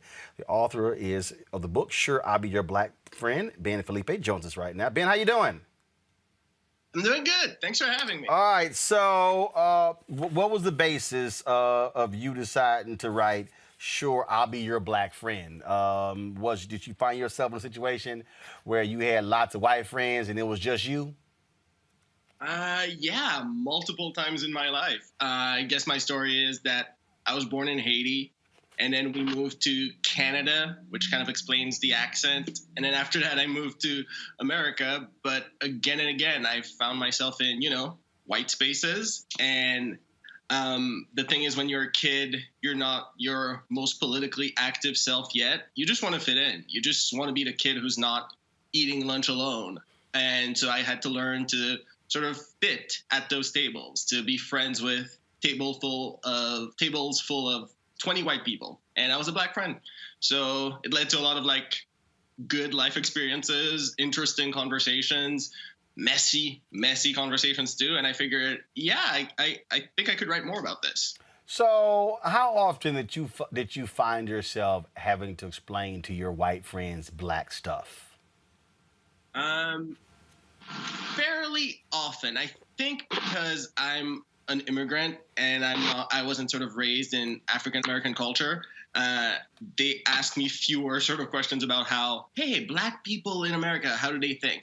But I think they often turn to me for permission. They're like, hey, man, so that's not racist, right? We're friends, you and I. I'm just not cool with my sister dating a black guy. That's not racist. So I was the guy that they would come to for permission to have that opinion. And, okay, so when those things happen, you were sort of like, did this fool actually say that? That's the thing, though. I had no one to turn my head to. You're at a... No, but see, that's when you turn your head to an imaginary black person. Did this fool just say that? Okay. So when it happened, were you silent or did you say, "Are you stupid"? I would honestly, if I'm being real honest here. No, don't lie. Be honest. When I was younger, I would like try to smile through it. I'm like, well, you and I are friends. I believe you're a good person. You kind of learn those platitudes like, I believe you're a good person. I believe you're a good person. But eventually you get like, no, man, that is so messed up. That is so messed up that you would turn to me to say that and that you would expect me to just nod along and smile at that sort of world perspective. So it started to take a toll. I think the book sort of not deviates, but it grows along with me from like smiling through it to realizing I'm so tired of smiling through it and figuring out how to answer those questions. So did it get to a point for you where you just said, I'm tired of giving white folks cover. So, and did you go all the way hard where, so how's this? Hell no, don't do it. It's stupid. You're a dumbass. Next. Yeah. And I think, honestly, they would start to feel foolish. Like, if you summarize the exact conversation to them, back to them, they're like, oh, crap. Yeah, I'm really, really sorry. I'm like, yeah, that's not okay. We're going to keep talking about it until you kind of understand how wrong that is. So why stay friends with him? Sorry? Why stay friends with him? Or no, first of all, why stay friends with him? Or were there some who it was so much racism, you were like, you know what? Yeah, I'm out. You and I can't vibe. Honestly, I think it's half and half. I think some people, when they're just asking no questions because like they don't realize how messed up it is, I'll explain it to you once. And if you hear it, if you understand it, if we can sort of move forward, we can still be friends. We can still be cool. But if you're going to play devil's advocate, which a lot of people in this world love to play devil's advocate, then it's like that point where you're just, I just have to be out. Questions from my panel. I'll start with you, Eugene. So, because I'm sure Eugene, being a black Republican, he's very familiar with, sure, I'll be your black friend. No, we won't play them games. That's in that category of games we just don't play. But we will play the swerve and curve game. Look, because there should be no expectation that I'll be a black friend to justify some of the BS that comes out of some of these folk mouths. So I guess I know you talk about how to be that black friend, but what are some of the tactics that you might use to swerve and curve out of some of those situations that are just like flagrant and over the line? Just checking out of it. It's difficult to sort of. I think for me it was an exercise for myself to realize that like that person's acceptance, that person's quote unquote friendship, with all the quotation marks, wasn't something I needed in my life. So that tactic was just, if you can't see me as a human being, if you can't see me as a full person, if you can't actually see the problem with the thing you just said to me after it's out of your mouth, then I'll just remove myself from that situation. I think there's a lot of power in just removing yourself from those situations, from those sorts of connections and friendships, because then in the few instances I'm thinking about, people just don't have that sort of crutch of saying, I have a black friend. You espouse opinions about black lives and now you no longer have a black friend. So I think it wasn't always easy, to be honest, to sort of cut off friendships and just be really disappointed in people you thought I really thought you were on my side. I really thought we were in this together, and sort of realizing that and having to take a step back. But yeah, for me, a lot of the times it was taking that step backwards. Julian, question for Ben. But what's the most outrageous thing that a white person has asked you or said to you that made you the angriest? I mean, they have all kind of stupid stuff to say, and sometimes, I've had people ask if they can put their hands in my hair. No, not unless you want to pick up your teeth. But what's the most outrageous thing that anyone has asked you or said to you? How did you handle it? The one that sticks with me the most to this day, and I had the hair question before, but like those were all small offenses compared to last summer, where I was the black friend that a few people would be like, don't you think they're going a little too far, removing like the Confederate statues? Don't you think that, this is getting a little too messy? I'm like, no, I do not. I do not think it's enough. I think this world is so exhausting for Black people in America that it needs to change. It just can't go on like this. But I think that was the hardest one, to be honest, last summer, when people were expecting me not to be angry or not to be on the side of Black Lives Matter. To me, Michael. It's three people. Michael? Hey, Ben, how do you tell? First of all, congratulations on your book. How do you tell the difference between a racist white friend, or wouldn't be a white friend if they're racist, but hopefully you understand what I mean, a racist white friend and a white friend that's just ignorant? How do you determine, well, I don't want to be their friend because they're racist? That's easy.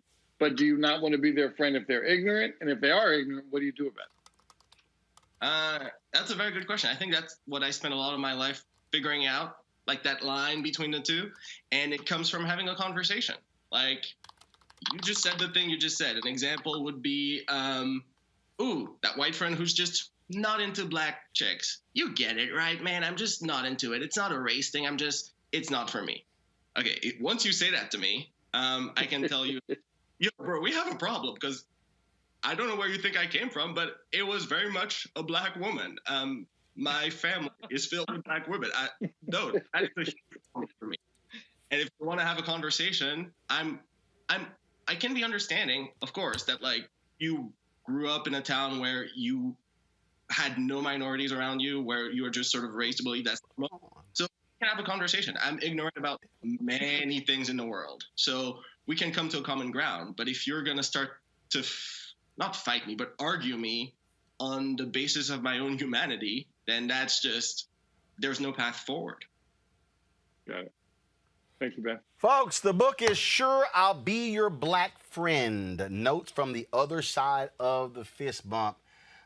Did they even get the fist bump right, or was it difficult trying to show them the high five? It wasn't easy. I'll say that. It wasn't easy. I don't know. First of all, my last question: did you get your own Black friends to give you to decompress from your white friends?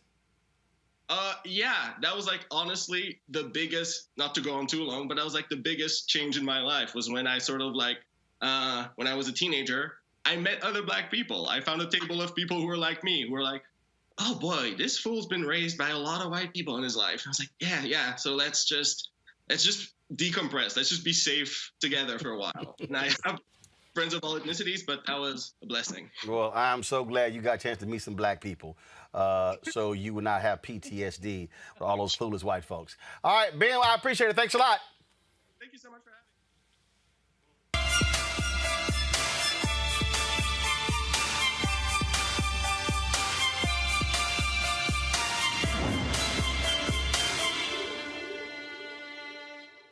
4 years ago, radio host Maria Moore started Empowered Fitness, a virtual fitness program for women. Since then, the company's helped more than 2,000 ladies collectively lose over 10,000 pounds.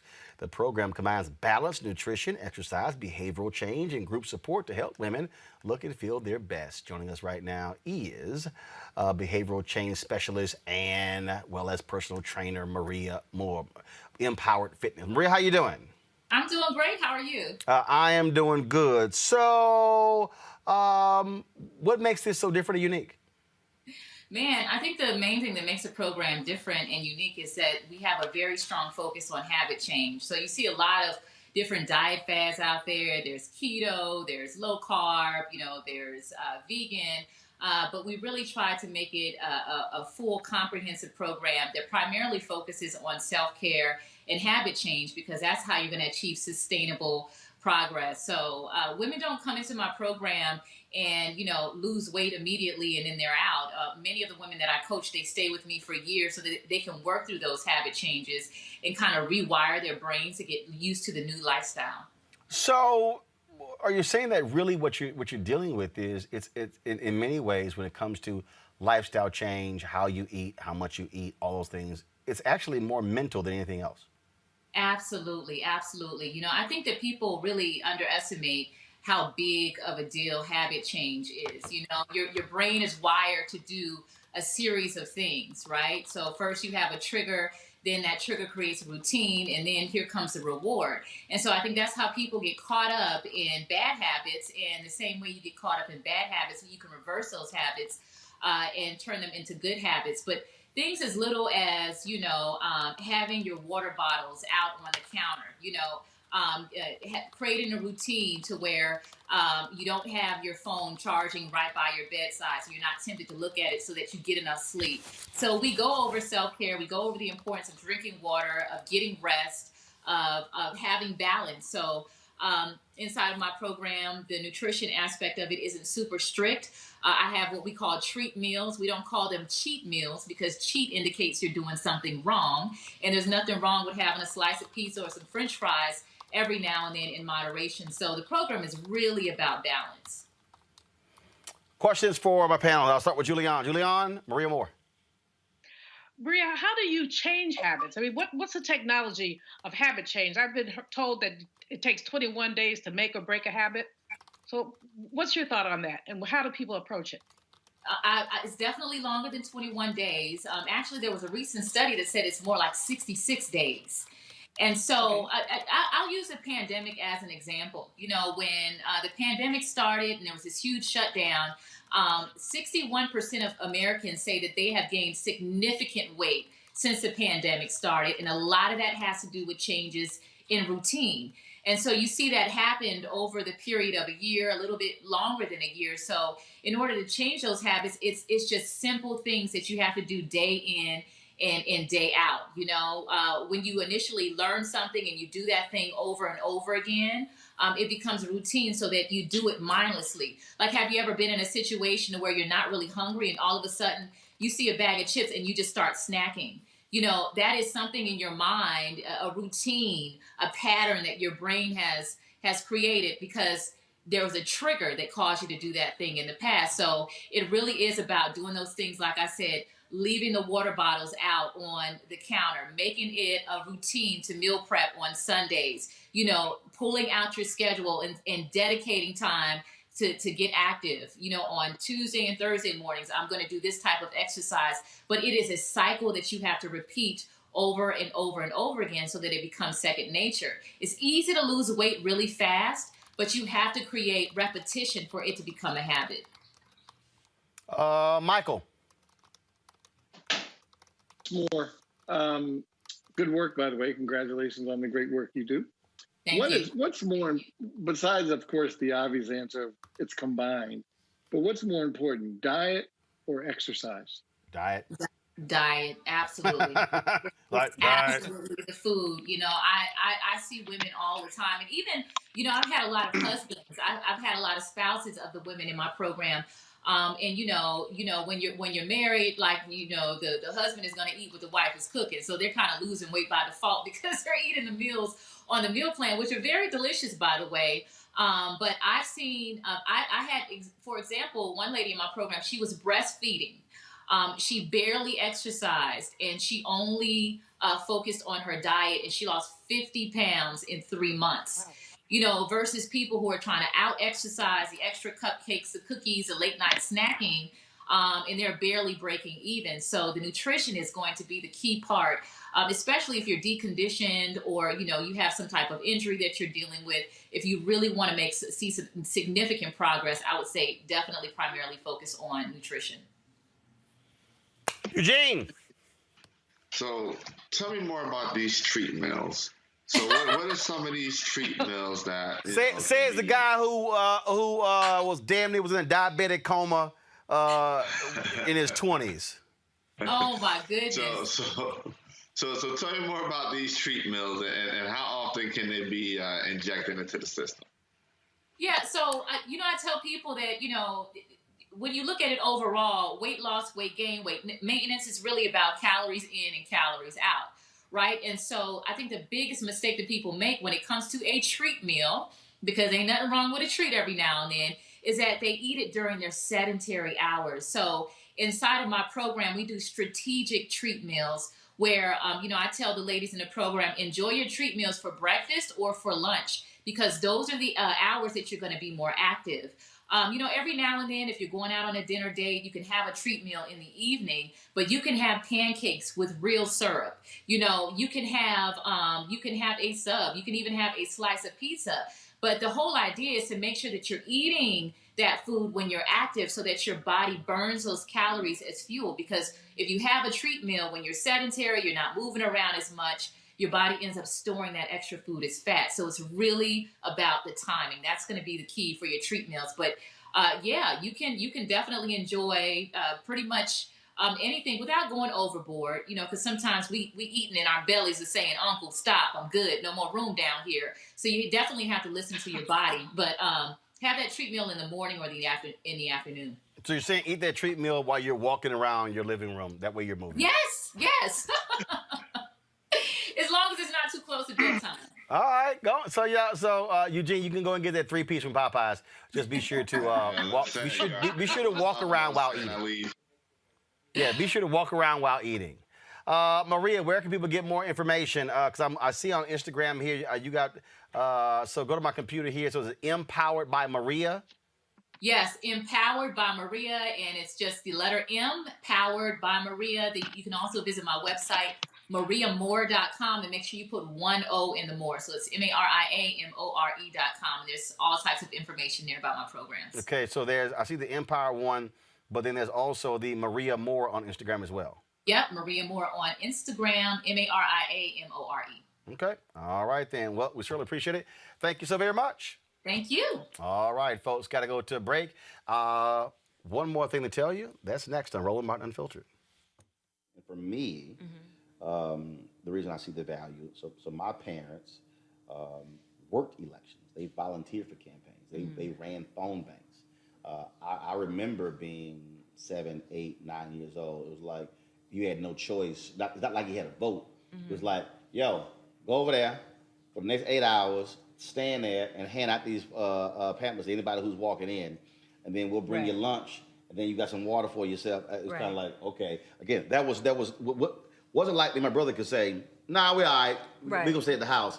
It didn't work that way. And so for me, that was a huge part of my upbringing. And look at you now. And it's very interesting because for me, service was a huge part of my upbringing.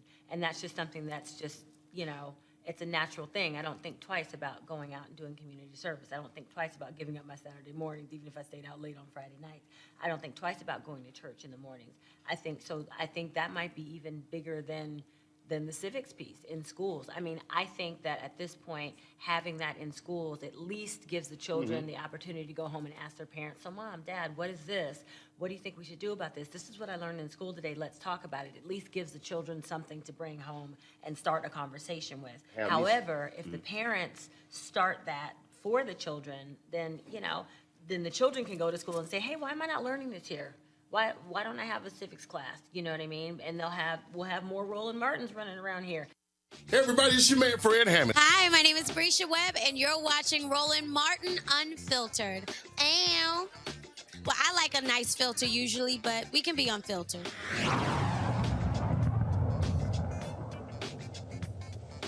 All right, folks, got some big news for you. I am returning to TV One. Okay, no. My show is staying right here. I am not. So I was there for 13 years. Of course, there when Jonathan Rogers had that initial meeting with Alfred Liggins before they even launched the network. So a couple months ago, Kathy Hughes reached out to me, of course, founder of Radio 1, now Urban 1, asking me to actually co-host with Erica Campbell, of course, the Urban 1 Honors. And so I agreed to do so. So on May 16th, it is going to air on TV 1 and Clio TV. Here is a snapshot. Black women are fierce, brilliant, courageous, dope. Black women are making a difference, making history, and changing the world. I think about all of the Black women who have showed up to fight for justice. We are starting to finally accept all the skills and talents a woman can bring to the table. Urban One, thank you. This one is so special. All right, folks, it's a huge night, of course, so all the honorees are women, and so it's going to be a fantastic show. Unbelievable artists performing, DeBrat, Leandria Johnson, of course, Avery Sunshine, and so it's going to be phenomenal. Trust me, y'all do not want to miss it. So again, it's going to take place on May 16th, 2001. Urban One Honors presents Women Leading the Change. Trust me, folks, it's going to be 2021, my bad, May 16th, 2021. It's going to be a phenomenal show. You don't want to miss it. They're going to have at 8 p.m. Eastern, their DMX Uncensored. And then, of course, Urban One Honors is going to air at 9 p.m. Eastern, so you do not want to miss it. And so I appreciate Captain Hughes asking me to come back to host it. I had a great time with Erica Campbell. We both of us were co-hosts, and so we had a lot of fun shooting the show, taping it in Atlanta, and so I think y'all are going to enjoy it. So I can't wait. And so, yes, I cracked out the TV One golf gear that I made Lori Hall get me for this announcement. And so, again, I'll be back with the TV One folks and on the sister network, Clio TV, May 16th, 2021 for Urban One Honors. So put it on your calendar, set your DVR, and you definitely want to check it out. All right, folks, that is it for us. I had some other stories we were going to cover, but I'm going to have to push those to another day. But you know what? Let me go ahead and do it. Since Michael, I can tell he really misses the crazy ass white people segment. So roll it. Girls are allowed. I'm white. I got you, huh? Illegally selling water without a permit On my property. Whoa! Hey! You don't live here. I'm uncomfortable. A cell phone video taken by a witness shows parts of a confrontation between a 35-year-old Julie Roland and an Amazon driver. Y'all, seriously? Kendall McIntosh says he was finishing rounds delivering packages in Berkeley when Walden and her boyfriend racially profiled him. They accused him of speeding through a neighborhood, following him to a nearby street, yelling racial slurs, and attempted to prevent him from driving away. Really? Roll it.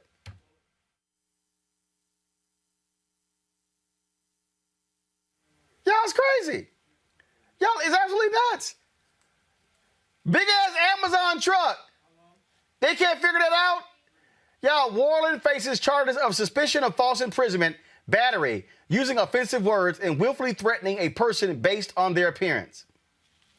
Michael, it's a big ass Amazon truck. I have no comment. It's a crazy ass white people. Seriously, crazy ass white people. Roland, where do you get these people from? Huh? Where do you get this? Where do you get this shit from? Excuse my language. I don't get them anywhere. They're in Senator Tim Scott's America. At least who sends you these things? They're all out there. Michael, go ahead. At least that person kind of turned their phone correctly. I know that's your pet peeve when they don't turn it right.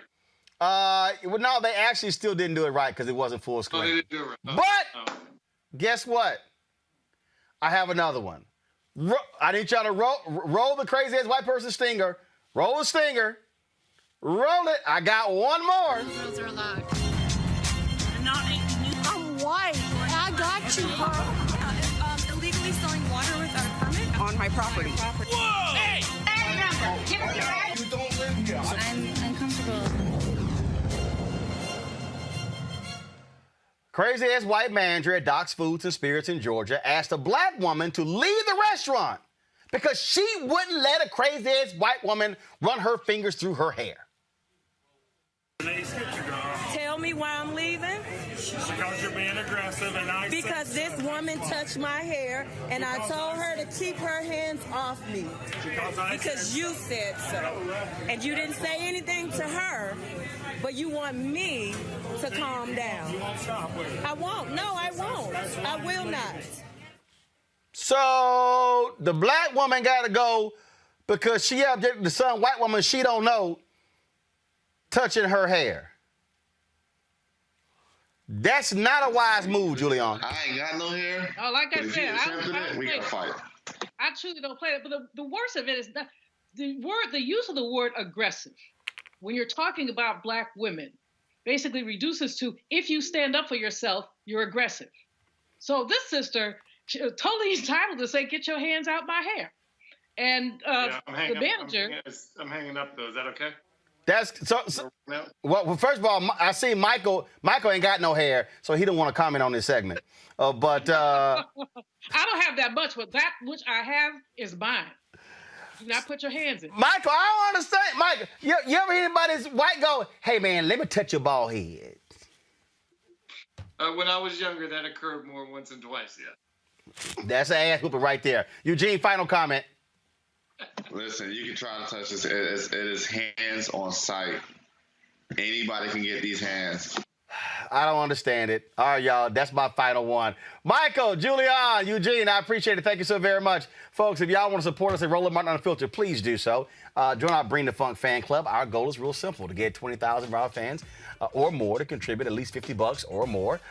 If you don't have it, or less, that's fine, to support what we do here at Roland Martin Unfiltered. We've got some amazing things that we're doing. Just know this weekend we're going to be heading down to Elizabeth, North Carolina, broadcasting live Friday. On Saturday, we'll be live streaming the march, the massive march taking place with regards to Andrew Brown. He was laid to rest today in North Carolina.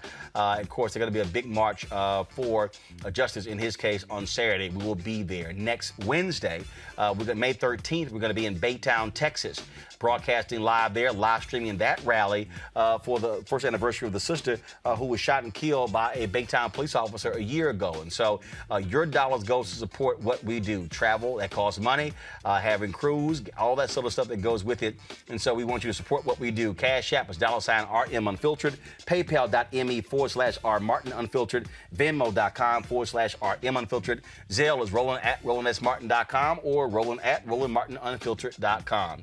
And so we certainly appreciate it. Thank you so very much, folks, for joining us. So much news today. We couldn't get to everything. We had some serious technical issues getting Jane Elliott on the phone from Mexico. We will be booking her on the show soon. I can't wait for her to talk about what Senator Tim Scott has to say. Folks, that is it. I'll see y'all tomorrow.